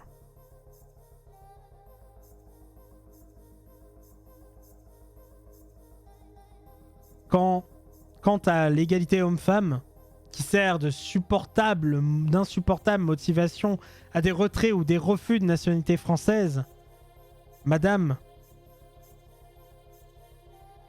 a adopté une pratique radicale de sa religion incompatible avec le principe d'égalité des sexes. Ou a refusé de serrer la main d'un élu lors d'une cérémonie d'accueil dans la nationalité française. Chacun sait la valeur que lui accordent en pratique les hommes blancs de plus de 50 ans, qui forment la classe dirigeante. Qui va garder les enfants? C'était en qui Laurent Fabius, actuel président du Conseil constitutionnel, à l'annonce de la candidature de Ségolène Royal à la primaire socialiste de 2006. On se souvient aussi, à l'Assemblée nationale, des huées et des remarques machistes fusant depuis les rangs de l'UMP lorsqu'une ministre avait pris la parole vêtue d'une robe à fleurs. C'est Cécile Duflot, pour l'anecdote. En réalité, ces valeurs de la République sont un outil parmi d'autres pour humilier et trier les personnes étrangères, pour les forcer à courber et à l'échine. Pour en finir avec les naturalisations, il faut souligner qu'au-delà des motivations racistes naturellement induites par la condition légale d'assimilation, la grande majorité des refus sont motivés par l'absence de ressources stables et suffisantes des aspirants. Alors même que cette condition de richesse ne figure nulle part dans la loi, l'administration et le Conseil d'État ont décrété que pour être naturalisé français, il fallait justifier une bonne insertion professionnelle. Cela permet d'exclure beaucoup de vieux travailleurs immigrés arrivés dans les années 60 et qui, pour avoir travaillé sans être déclarés et pour des salaires de misère, vivent aujourd'hui avec le minimum vieillesse.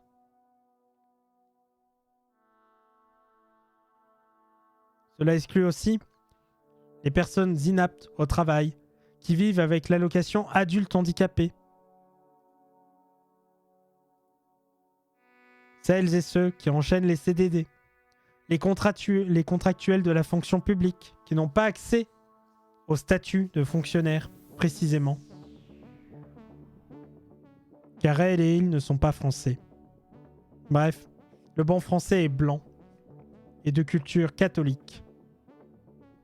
Il est aussi un salarié docile et en bonne santé.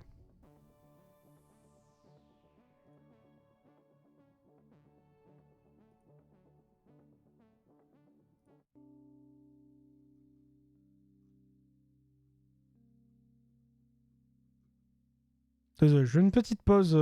Parce que si on lit trop vite, on lit trop vite.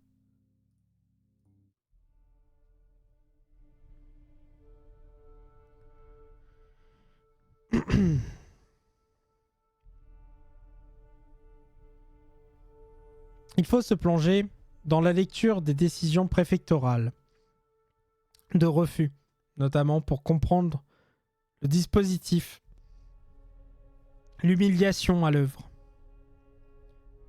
Un tel n'a pas été en mesure de donner une définition acceptable de la laïcité et de la démocratie lors de son entretien en préfecture.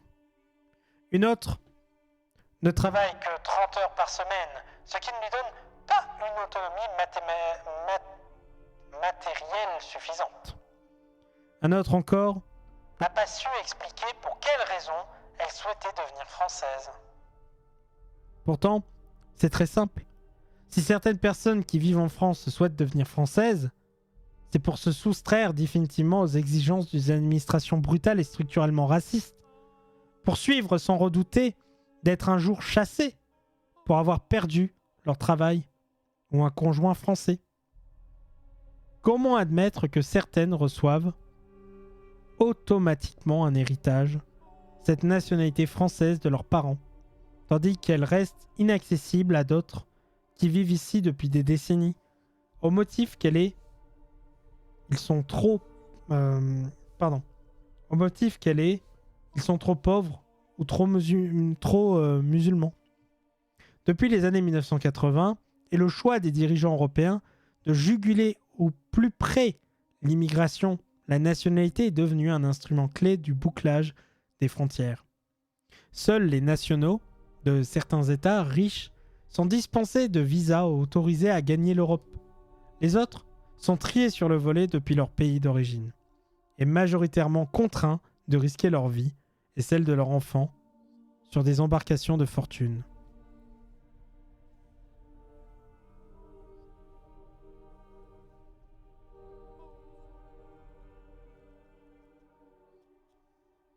On en est à la moitié du livre, plus ou moins. Nous sommes à 2h01 de live. C'est pas le live le plus long que j'ai fait, évidemment.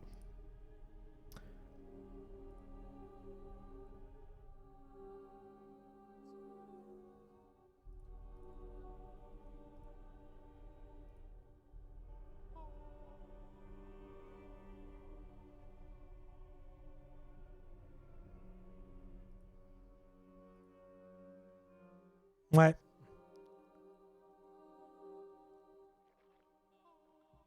Ouais, il me semble aussi qu'il y avait un truc comme ça. Mais d'ailleurs, si on parle des Anglais, il faut qu'on parle aussi du contrôle des naissances. Genre les pauvres qui n'ont pas le The Children Act. Les pauvres qui n'ont pas le droit, en gros, de garder leurs gosses, tout simplement. Truc assez terrible et assez malhonnête pour le coup. Mais ouais. Plein de problèmes. Ah, c'est trop fort la lumière. Et voilà.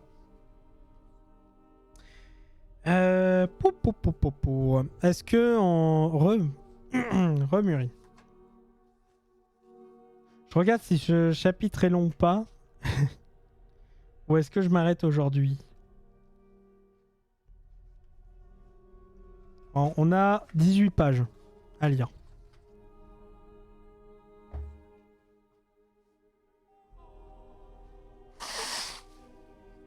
Pardon. J'oublie de couper le micro quand je fais ça.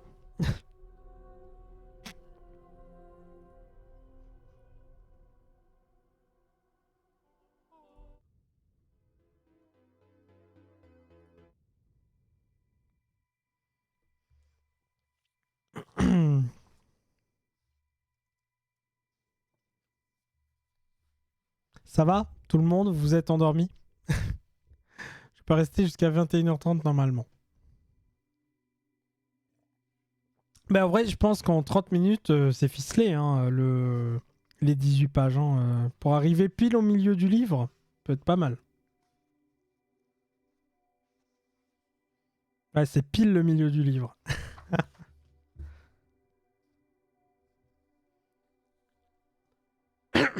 Ok. Alors écoutez-moi tous, ça va chier. Immigration choisie, immigration jetable. La condition d'étranger ne peut se comprendre sans être rapportée à l'histoire des exodes et des migrations. Dans l'Europe moderne divisée en États et composée de populations largement sédentarisées, la seconde moitié du XIXe siècle constitue à ce titre une période singulière. Des centaines de milliers de personnes quittent leur village et leur pays pour trouver du travail. Dans son ouvrage Le temps des migrations blanches en 2007, Philippe Rigiel raconte une analyse ces courants migratoires d'une ampleur inédite.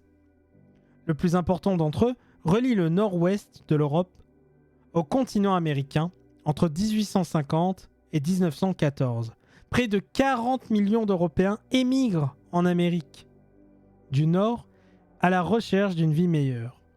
Des Italiens, des Anglais, des Irlandais, des Belges, des Hollandais, des Français, des Allemands, etc. Au même moment, en Europe, les mouvements de travailleurs sont plus importants que jamais, à l'intérieur de chaque pays, mais aussi entre les pays, et en particulier vers la France, qui est alors le premier pays européen d'immigration. Les Belges sont les plus nombreux à venir, suivis par les Italiens, les Espagnols et les Suisses. Si les raisons de migrer sont toujours multiples et irréductibles à chaque personne, la concentration industrielle qui a lieu en France à cette époque, elle-même liée à l'essor du capitalisme, crée un fort besoin de main-d'œuvre propice aux migrations.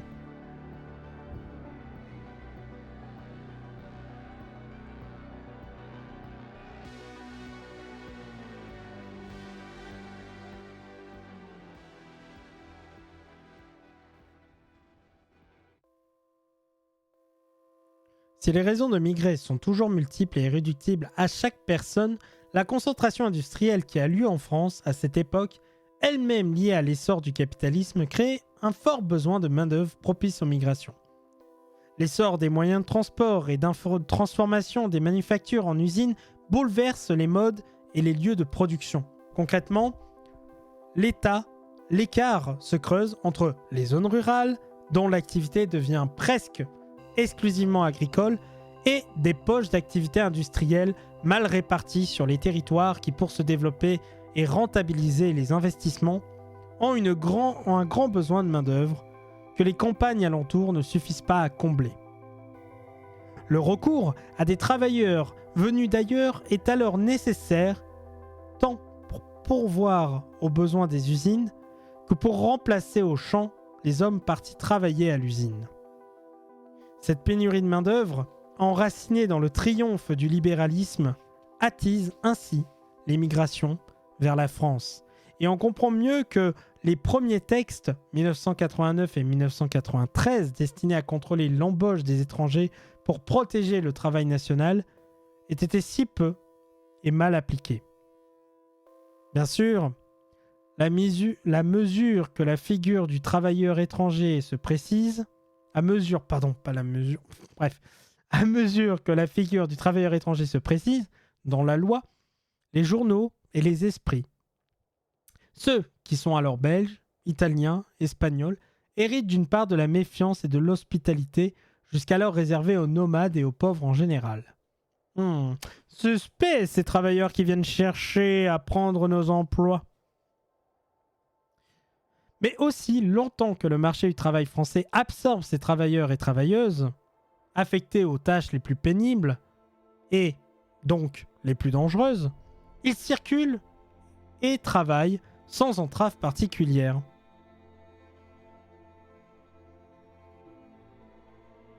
Oui, déjà d'un point de vue biologique, j'imagine, mais surtout, c'est bien, quoi. Enfin, je veux dire, ils font c'est même pas une histoire des labeurs, parce que, bon, oui, c'est bien pour la droite en plus, parce qu'ils font les labeurs les plus chiantes, mais vous pensez que le RN, c'est quoi son but? De chasser réellement les immigrés? Ah, bien sûr que non. C'est les surexploiter, bien sûr. En gros, c'est remettre l'esclavage, mais moderne, quoi. En disant aux Blancs, vous serez un peu moins maltraités qu'eux. Parce que vous aurez vraiment des droits, quoi. La Première Guerre mondiale marque à ce sujet un tournant décisif. Pour la première fois, l'État français, soucieux de protéger son espace national, cherche à en limiter l'accès aux personnes étrangères. Le ministère de l'Intérieur dresse une liste des points d'entrée autorisés sur le territoire à l'étranger, qui se présentent sans passeport, sans contrat d'embauche ou sans justifier d'un métier utile à la défense nationale, se voient théoriquement refoulés. C'est bien pratique, hein. Pourquoi la musique est trop heureuse? Enlevez-moi cette musique heureuse, là. Les autres reçoivent la fameuse carte d'identité et de circulation pour travailleurs étrangers, avec photos dessinées et encadrées leur déplacement interne, c'est-à-dire concrètement les changements d'employeur. Dans les faits, ces directives sont appliquées de manière aléatoire, selon les moyens des postes frontières et suivant les besoins environnants en main-d'œuvre. Vous vous souvenez de ce film de merde là qui se foutait de la gueule des douaniers là, où il y a comment il s'appelle, Cadmerat qui joue avec comment il s'appelle déjà, je sais plus le nom du film en plus, où ça joue des douaniers pas contents qu'il y ait plus de douane, c'est un peu triste. Mais dites-vous que c'est ça l'origine d'une frontière, hein. Dans le sud de la France, par exemple, comme le montre Stéphane Cronenberger, donc attention, c'est pas David Cronenberg ou Cronenbourg, c'est Cronenberger. Partout où les Italiens et les Suisses sont traditionnellement employés, comme saisonniers, agricoles, les autorités facilitent leur entrée sur le territoire. Plus la zone de récolte est enclavée à la main-d'œuvre étrangère indispensable, moins les nouvelles exigences administratives s'appliquent. Pas si con les douaniers. Depuis lors, cette logique utilitariste sert toujours d'aiguillon à la politique migratoire française et européenne, devenue récemment une politique revendiquée de gestion de flux. C'est aussi pendant la Première Guerre mondiale que l'État se dote de services administratifs destinés à importer de la main-d'œuvre étrangère. Puisque l'immigration spontanée ne suffit pas, l'État décide d'acheminer près de 260 000 travailleurs sélectionnés et souvent embauchés sous la contrainte en Chine et dans les colonies pour être affectés à l'industrie de guerre ou dans l'agriculture. Attends, ça se passe en quelle époque ça? Ah, la Première Guerre mondiale. Ah, ça a l'air sympa. Ça me fait penser à un film que j'ai vu. Comment il s'appelle déjà? Ah, vous savez, le film avec Omar Sy, là. Mais si, vous le connaissez. Vous savez, là, le truc où tout le monde a dit ouais, Omar Sy, tu pues parce que t'insultes la France, nanana. Voilà, Tirailleurs. Bah, c'est exactement ça. Hein. Laurent Dornel raconte comment, à peine l'armistice signé, l'État cherche... Oui, c'est ça, l'État cherche ardemment à se débarrasser de ces travailleurs exotiques ou indigènes. Ouh. Amis travailleurs, indigènes et tout autre, merci beaucoup de nous avoir aidés à gagner, merci beaucoup d'avoir fait triompher notre beau pays, nos colonies, et nous avoir enrichis. Maintenant, bon vent, je vous laisse retourner dans vos pays respectifs et dans la misère la plus totale. Salut à vous, et n'oubliez pas, la France vous salue. Cassez-vous maintenant. Voilà, c'est littéralement ça, quoi. Si les hauts fonctionnaires, notamment ceux du ministère de l'Armement et de la Fabrication de guerre, devenu ministère de la Reconstruction industrielle, veulent absolument expulser cette main-d'œuvre coloniale, c'est pour permettre au travail c'est pour remettre au travail les ouvriers français de retour du front et éviter le chômage. Ben oui, c'est bien connu. Imaginez qu'ils restent au chômage. Ils vont faire quoi? Ils vont se révolter, ils vont avoir des sous, et après qu'est-ce qu'ils vont faire? Ils vont vouloir devenir riches. Non, ça c'est pas le capitalisme. Voilà. Les femmes réquisitionnées pendant la guerre seront licenciées à la même enseigne. Une femme qui travaille, ça n'existe pas, mon bon monsieur. Nous, c'est la famille nucléaire. Ben oui, comme la bombe. Mais à la maison, voyez? Non, pas une bombe à la maison, mais... Enfin, merde, vous comprenez ce que je dis ou pas? Enfin, voilà. Alors, pour être dans le jus de l'époque, il aurait fallu dire masse halogène. C'est vrai. C'est vrai, c'est vrai. Donc, on a ça. Très bien. Alors, ok. Mais pour la première fois, des considérations racistes s'ajoutent officiellement aux objectifs économiques.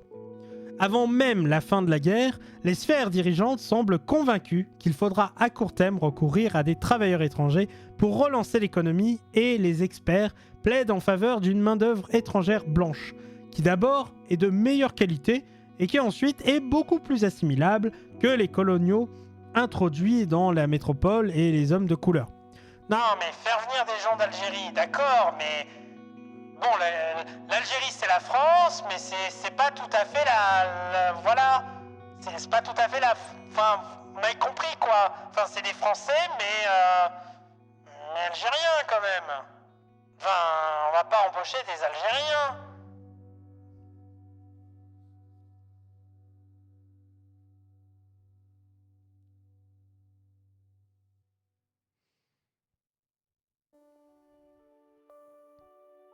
Cette note date du 20 février 1917. Elle est remise au chef du cabinet du ministère des Fabrications de guerre. S'ensuit ce que Laurent Dornel nomme une tentative institutionnelle de classement racial de la main-d'œuvre. Apparaît ici la seconde clé de voûte des politiques migratoires modernes, le racisme.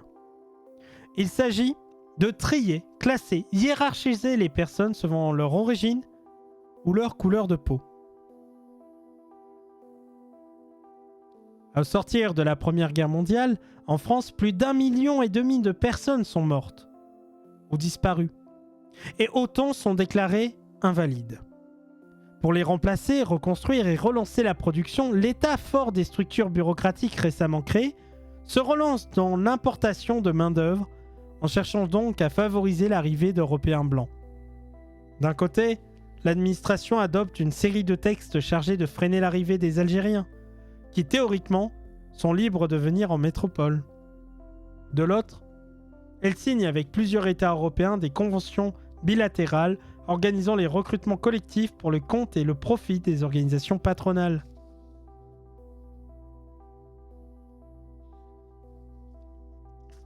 Avec des centres de recrutement établis à l'étranger, bien sûr. La France devient alors, pour une quinzaine d'années, le premier pays d'immigration du monde colonial. Enfin, du monde occidental, pardon. Oh, le lapsus! Oh, le lapsus! Le monde colonial. Bah, c'est ça, c'est un peu ça, hein, c'est un peu la famille. Hein. Voilà. Ces conventions signées avec la Pologne, la Tchécoslovaquie, deux jeunes États alliés sur lesquels il est facile de peser, puis avec l'Italie et l'Espagne, prévoient que les ouvriers ainsi recrutés seront antérieurement à leur départ acceptés et classés ou refusés, soit par une mission officielle du gouvernement français, soit par la représentant de l'employeur.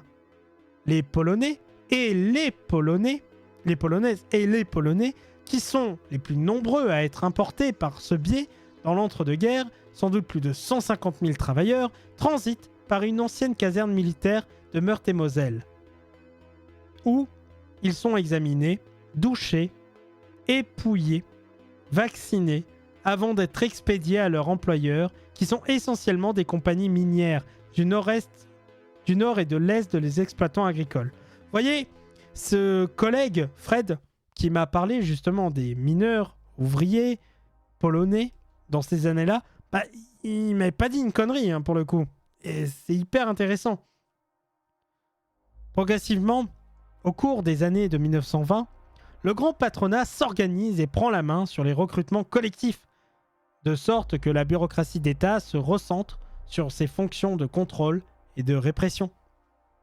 Le régime de la carte d'identité et de circulation pour travailleurs étrangers est sans arrêt modifié pour faire dépendre toujours plus étroitement les permis de séjour des besoins de main-d'œuvre. Mais en pratique, tant qu'ils ont besoin de bras, les patrons ne jouent pas le jeu de la réglementation tatillonne, tournent globalement à vide. C'est ainsi, par exemple, que plus de 300 000 travailleurs affectés initialement à des exploitations agricoles migrent finalement vers les villes où ils trouvent à s'embaucher à l'usine sans difficulté. Les bureaucrates ne renoncent pas, pour autant, à leur forme de dépression des personnes étrangères. Depuis la fin du XIXe siècle, celui qui trouble l'ordre public peut faire l'objet d'une décision d'expulsion prononcée sans aucune procédure et régulièrement, dans l'entre-deux-guerres, des arrêtés sont pris contre des étrangers condamnés pour des broutilles ou mis en cause pour leurs opinions syndicalistes. Communistes notoires, anarchistes violents ou antifascistes. Mais là encore, il semble que les mesures prononcées aient essentiellement un rôle incantatoire. Les effectifs de la police et les moyens matériels dont celle-ci dispose, alors pour localiser et expulser les indésirables, laissent la grande majorité des décisions inappliquées. Dans tes dents, le RN. Ce relatif de laisser-faire des pouvoirs publics à l'égard des personnes étrangères cesse avec la récession économique des années 30 et l'apparition du chômage. De nombreux étrangers licenciés, sans le sou, ni soutiens locaux, choisissent de rentrer au pays. D'autres quittent l'usine ou la mine pour travailler dans l'agriculture. De son côté, l'État cherche à limiter les nouvelles arrivées et fait pression sur les grandes entreprises pour qu'elles renvoient prioritairement leurs ouvriers étrangers. Une loi de 1932 relative à la protection de la main-d'œuvre nationale autorise le ministre du Travail à fixer les quotas de travailleurs étrangers, par profession, par industrie ou catégorie professionnelle. Mais en pratique, les travailleurs étrangers sont devenus indispensables dans plusieurs secteurs. le dispositif fonctionne mal. Les syndicats patronaux de l'industrie du textile et de la Bastide adressent ainsi une lettre éloquente au ministre, le suppliant de ne pas désorganiser un centre où il était impossible depuis la guerre de recruter pour certains emplois la main-d'œuvre française, alors que les Français se sont spécialisés en majorité dans l'accomplissement des travaux plus pénibles. Les Espagnols adultes ont dû être embauchés dans les ateliers où le travail est particulièrement dur. La préparation de la filature et la conduite des assortiments de cadres sont assurées presque exclusivement par des Espagnols, hommes ou femmes.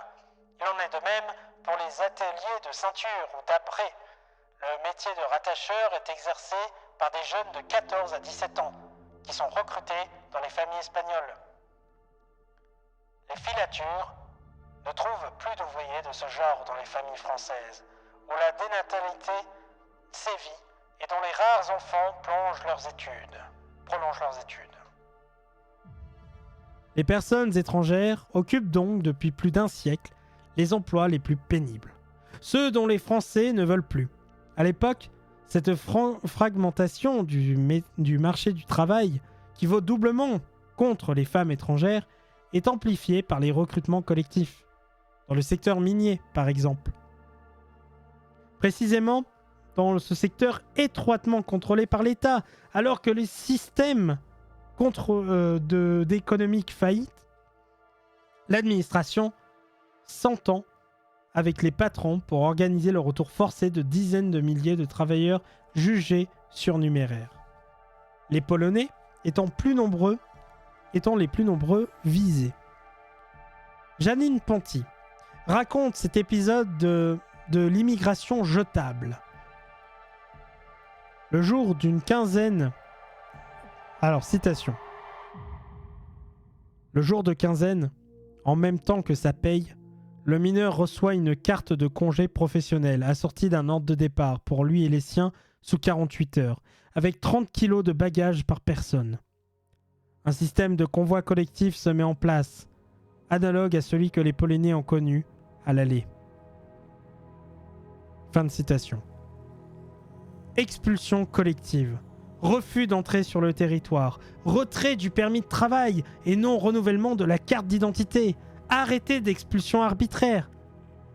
Au cours des années 1930, l'État utilise l'ensemble des outils de contrôle qu'il a désormais à disposition. À l'approche de la Seconde Guerre mondiale, les considérations sécuritaires justifient l'accumulation de textes de plus en plus répressifs. En 1938, l'étranger qui séjourne sur le territoire sans autorisation est passible de prison et les entrées sont soumises à des conditions toujours plus strictes. Passeport, visa, contrat d'embauche, certificat et carnet sanitaire. Si la Société des Nations cherche à venir en aide à certains réfugiés, notamment via le fameux passeport Nansen, les centaines de milliers de personnes qui fuient les persécutions fascistes, nazies ou franquistes ne bénéficient en France d'aucun principe de protection. Leur traitement relève du droit commun restrictif, appliqué discrétionnairement au cas par cas. Et c'est bien là le lot général des étrangers en France. Hier comme aujourd'hui, la litanie des décrets, mais aussi des circulaires ou notes confidentielles laissent à l'administration et à la police une marge de manœuvre immense. Et c'est vrai, qui penserait aujourd'hui qu'on enferme des gens à Vincennes, quelque part à côté de chez moi, dans des centres fermés, avec des barbelés. Oui, des barbelés. Genre, c'est une prison le truc. L'autre soir, il y a un type qui a essayé de s'en enfuir. Bah, il est resté bloqué sur les barbelés. Et je vous dis pas la blessure. Alors vous allez dire, oui, les policiers l'ont trouvé, ils l'ont décroché, ils ont appelé les pompiers. Pas du tout. Les flics l'ont laissé agoniser. Ils l'ont mis dans la cour. Et il a fallu qu'il y ait une émeute organisée au CRA, donc au centre de rétention administrative de Vincennes, pour que les policiers daignent à l'hospitaliser. On en est là aujourd'hui. Vraiment. Genre, des gens crèvent à même pas 2 km de chez toi. Dans des camps. Rappelons-le. C'est ça le mot, hein. Centre, c'est pas pour dire quand, mais c'en est un.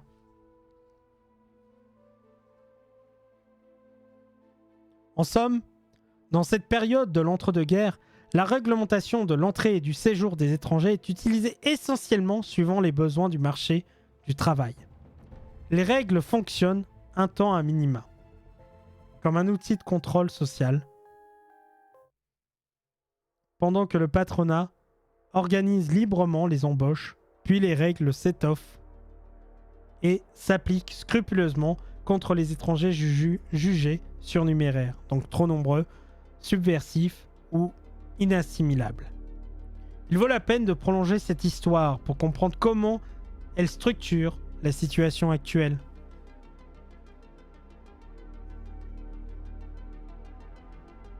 Avec sa singularité, la Seconde Guerre mondiale s'inscrit dans la continuité des années 30. Les Juifs et les étrangers sont les cibles privilégiées d'un régime de Vichy déterminé à assurer la protection ethnique du pays, disait Georges Mocco. À la Libération, le gouvernement provisoire prend son temps pour dissoudre les camps des travailleurs étrangers, tandis qu'il se presse pour élaborer, à huis clos, les grandes lignes du droit des étrangers avant l'investiture d'une nouvelle assemblée législative où les communistes risquent d'être trop bien représentés.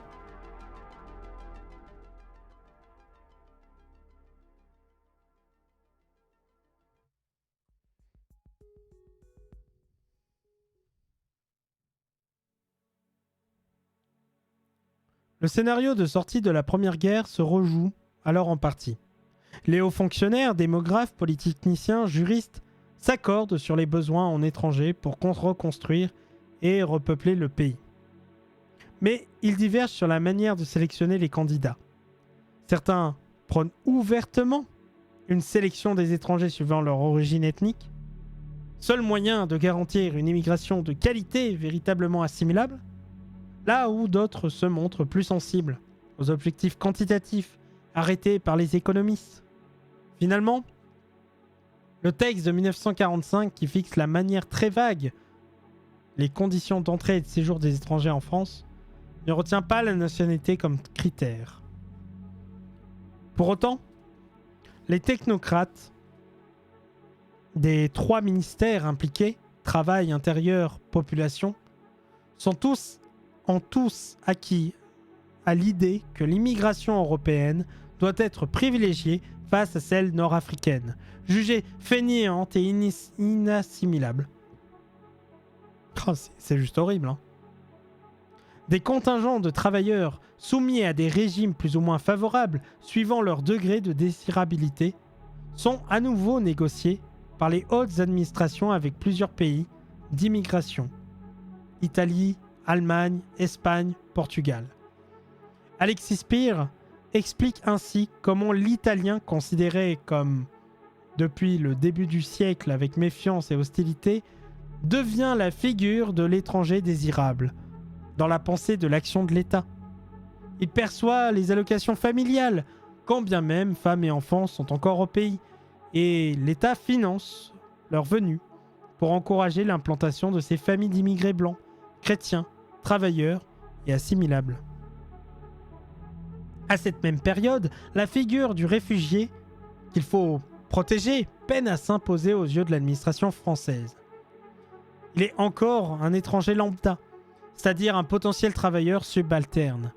C'est ainsi que les hauts fonctionnaires compétents imaginent pouvoir importer des personnes déportées par les Allemands ou déplacées par la guerre qui vivent alors en Allemagne ou en Autriche, dans des camps gérés par l'Organisation internationale des réfugiés, l'ancêtre de HCR.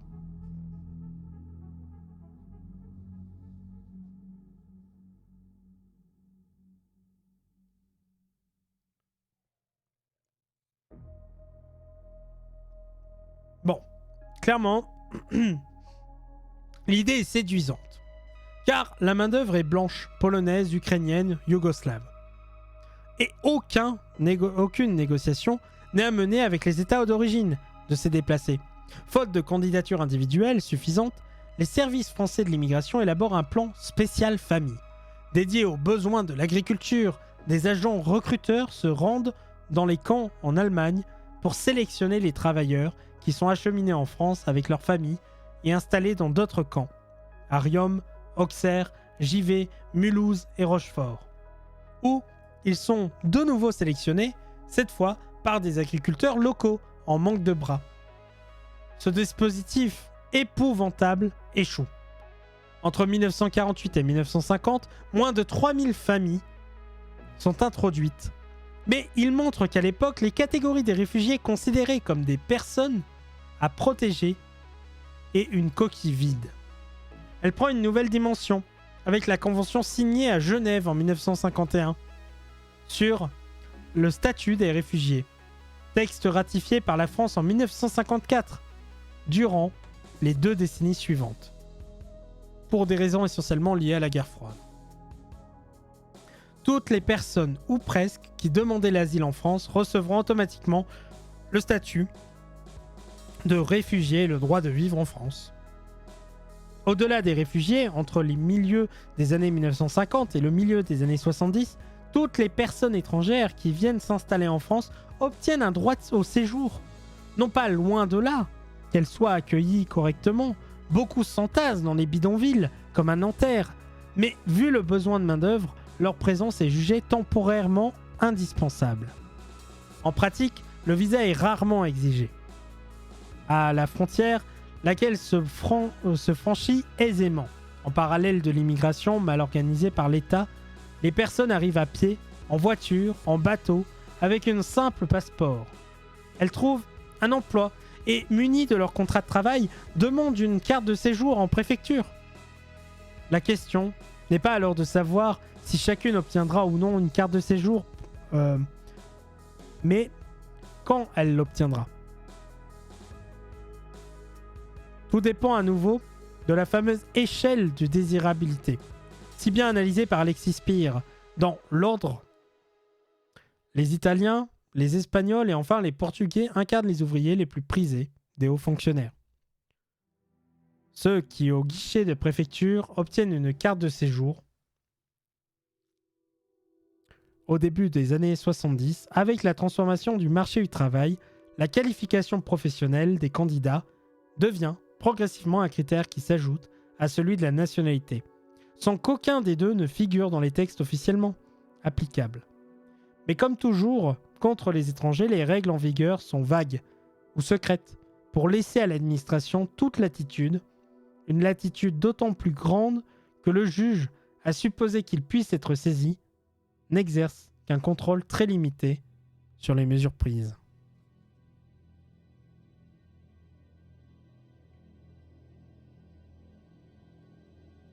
Alors, le prochain chapitre m'intéresse de ouf, mais je sens vraiment que je commence à me fatiguer.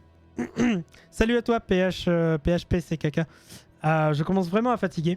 Mais le chapitre suivant s'appelle « De la séquestration arbitraire au centre de rétention ». Voilà, juste pour vous donner un ordre d'idée, moi je suis éclataxe, donc on va pas en parler aujourd'hui. Mais je vais quand même vous parler rapidement des centres de rétention administratifs. Donc, vous le savez, en France, des gens sont enfermés au nom justement du fait qu'ils n'ont pas... bonsoir Mipias.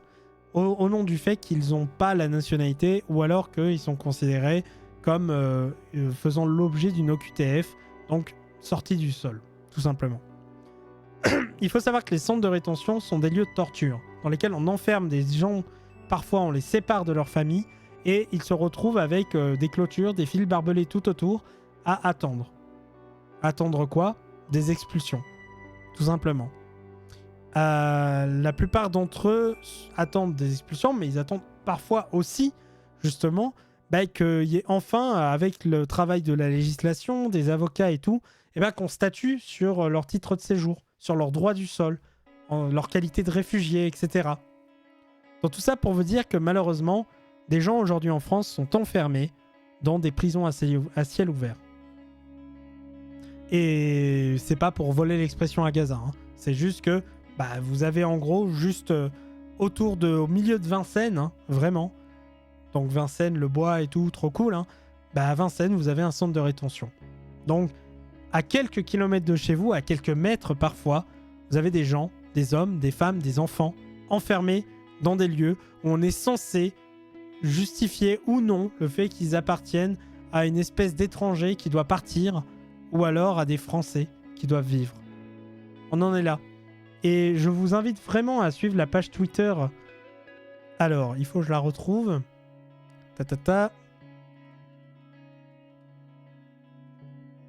Voilà. Je vous invite franchement, si vous méconnaissez cette réalité sociale, à regarder la page Twitter Abalekra, qui justement est assez intéressant et qui vous explique un petit peu ce qui se passe dans les centres de rétention. Voilà, pour vous donner un ordre d'idée, pour Vincennes, il se passe beaucoup de choses. Une personne a essayé de s'évader hier, s'est gravement blessé sur les barrières. Il a été amené à l'hôpital au CRAD hier soir. Les flics veulent le mettre à l'isolement. Les autres retenus veulent lui donner des habits, mais les keufs refusent. Voilà. Et là, on vous explique par exemple la blessure en question. Voilà. Suite à des révoltes et de la répression à Vincennes, tentative d'évasion au CRA 1. Cette nuit, vers 4 h du matin, une personne qui tentait de s'évader est restée accrochée au barbelé et s'est salement blessée et a été emmenée par les flics. Ses co-détenus n'ont plus de nouvelles. Pour rappel, ce vendredi 2 février, suite à l'écriture d'un communiqué collectif au 1, plusieurs personnes avaient été placées à l'isolement. Une grève de la faim est toujours en cours au CRA 1. Hier, entre 70 et 80 personnes avaient refusé la cantine et les visites.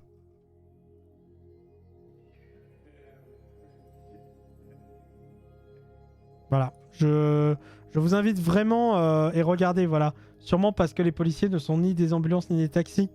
Voilà. Et au départ, les flics refusaient de l'amener voir un médecin. Donc je sais pas vous si vous prenez des barbelés, mais voilà. Vous avez aussi Paris Lutte Info qui parle de ça aussi. Mais voilà, sachez-le, donc il y a une terrible répression qui existe dans ces endroits. C'est des zones de non-droit, justement. Et je rappelle évidemment les travaux de Michel Foucault dans Surveiller et punir, qui expliquait bien le rôle aussi de la punition, de la sanction, mais surtout de la surveillance dans des zones où l'arbitraire est plus la règle que la liberté, le fait de pouvoir jouir et se satisfaire des droits que l'on a humains. Et ça, malheureusement, ça passe pas dans ces lieux-là. Donc voilà, soyez militants et militantes, ne serait-ce que par les savoirs que vous essayez d'apprendre. Essayez évidemment de vous renseigner sur un sujet avant de le commenter.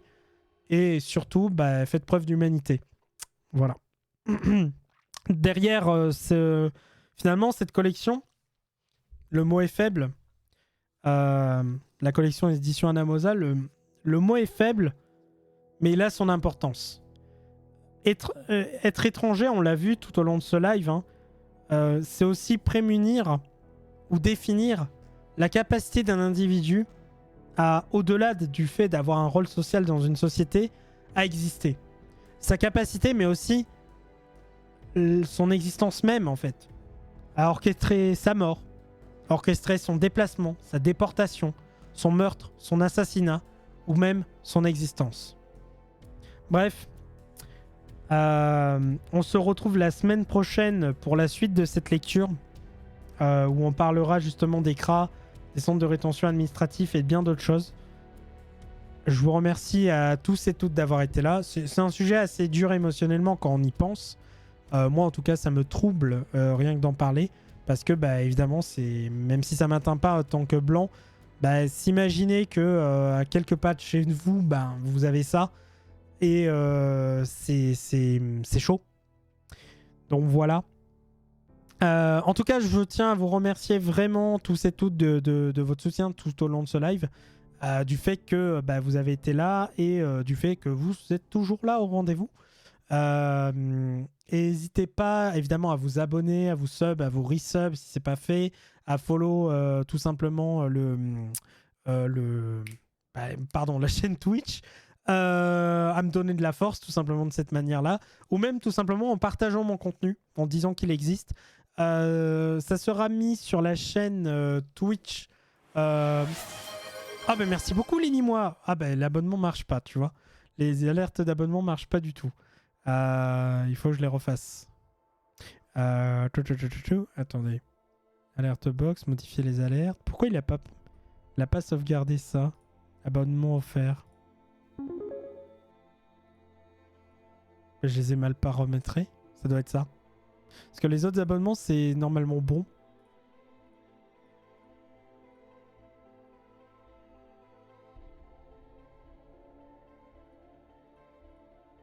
Ah non, c'est bon. Mais en tout cas, merci beaucoup. Et puis voilà. Oh, merci beaucoup pour le don. Merci énormément. Vraiment, merci. Ça fait trop plaisir. Merci énormément en tout cas pour votre soutien. Je vais vous envoyer en raid, du coup, chez des camarades. Comme ça, ça fait de la pub. Et puis, tout le monde, il est content. Oubliez pas d'être sage, d'être très cool, etc. Bah tiens, je vais vous envoyer chez l'Anti-Stream. Parce que j'adore l'Anti-Stream. Et lui, il est très militant. Et ce soir, je vous avoue que j'ai envie d'être militant. Donc, on va vous envoyer là-bas. Et puis, quoi vous dire ben voilà. Attendez, hop, l'anti-stream. Et voilà, ben, je vous remercie en tout cas toutes et toutes d'avoir participé à cette émission. C'était Joël Sociologue. On se retrouve normalement peut-être après-demain. Je vous tiens au courant, ou demain soir. En tout cas, ça m'a fait plaisir. Peut-être un peu plus tôt, demain 17h30. On fera autre chose que la lecture de ce livre. On le finira la semaine prochaine, lui, mardi prochain. 18h30 toujours. C'était Joël Sociologue. Plein de bisous, de tendresse sur vous. Et n'oubliez pas, on emmerde les cras, on emmerde les flics. Prenez soin de vous et des autres. Ciao.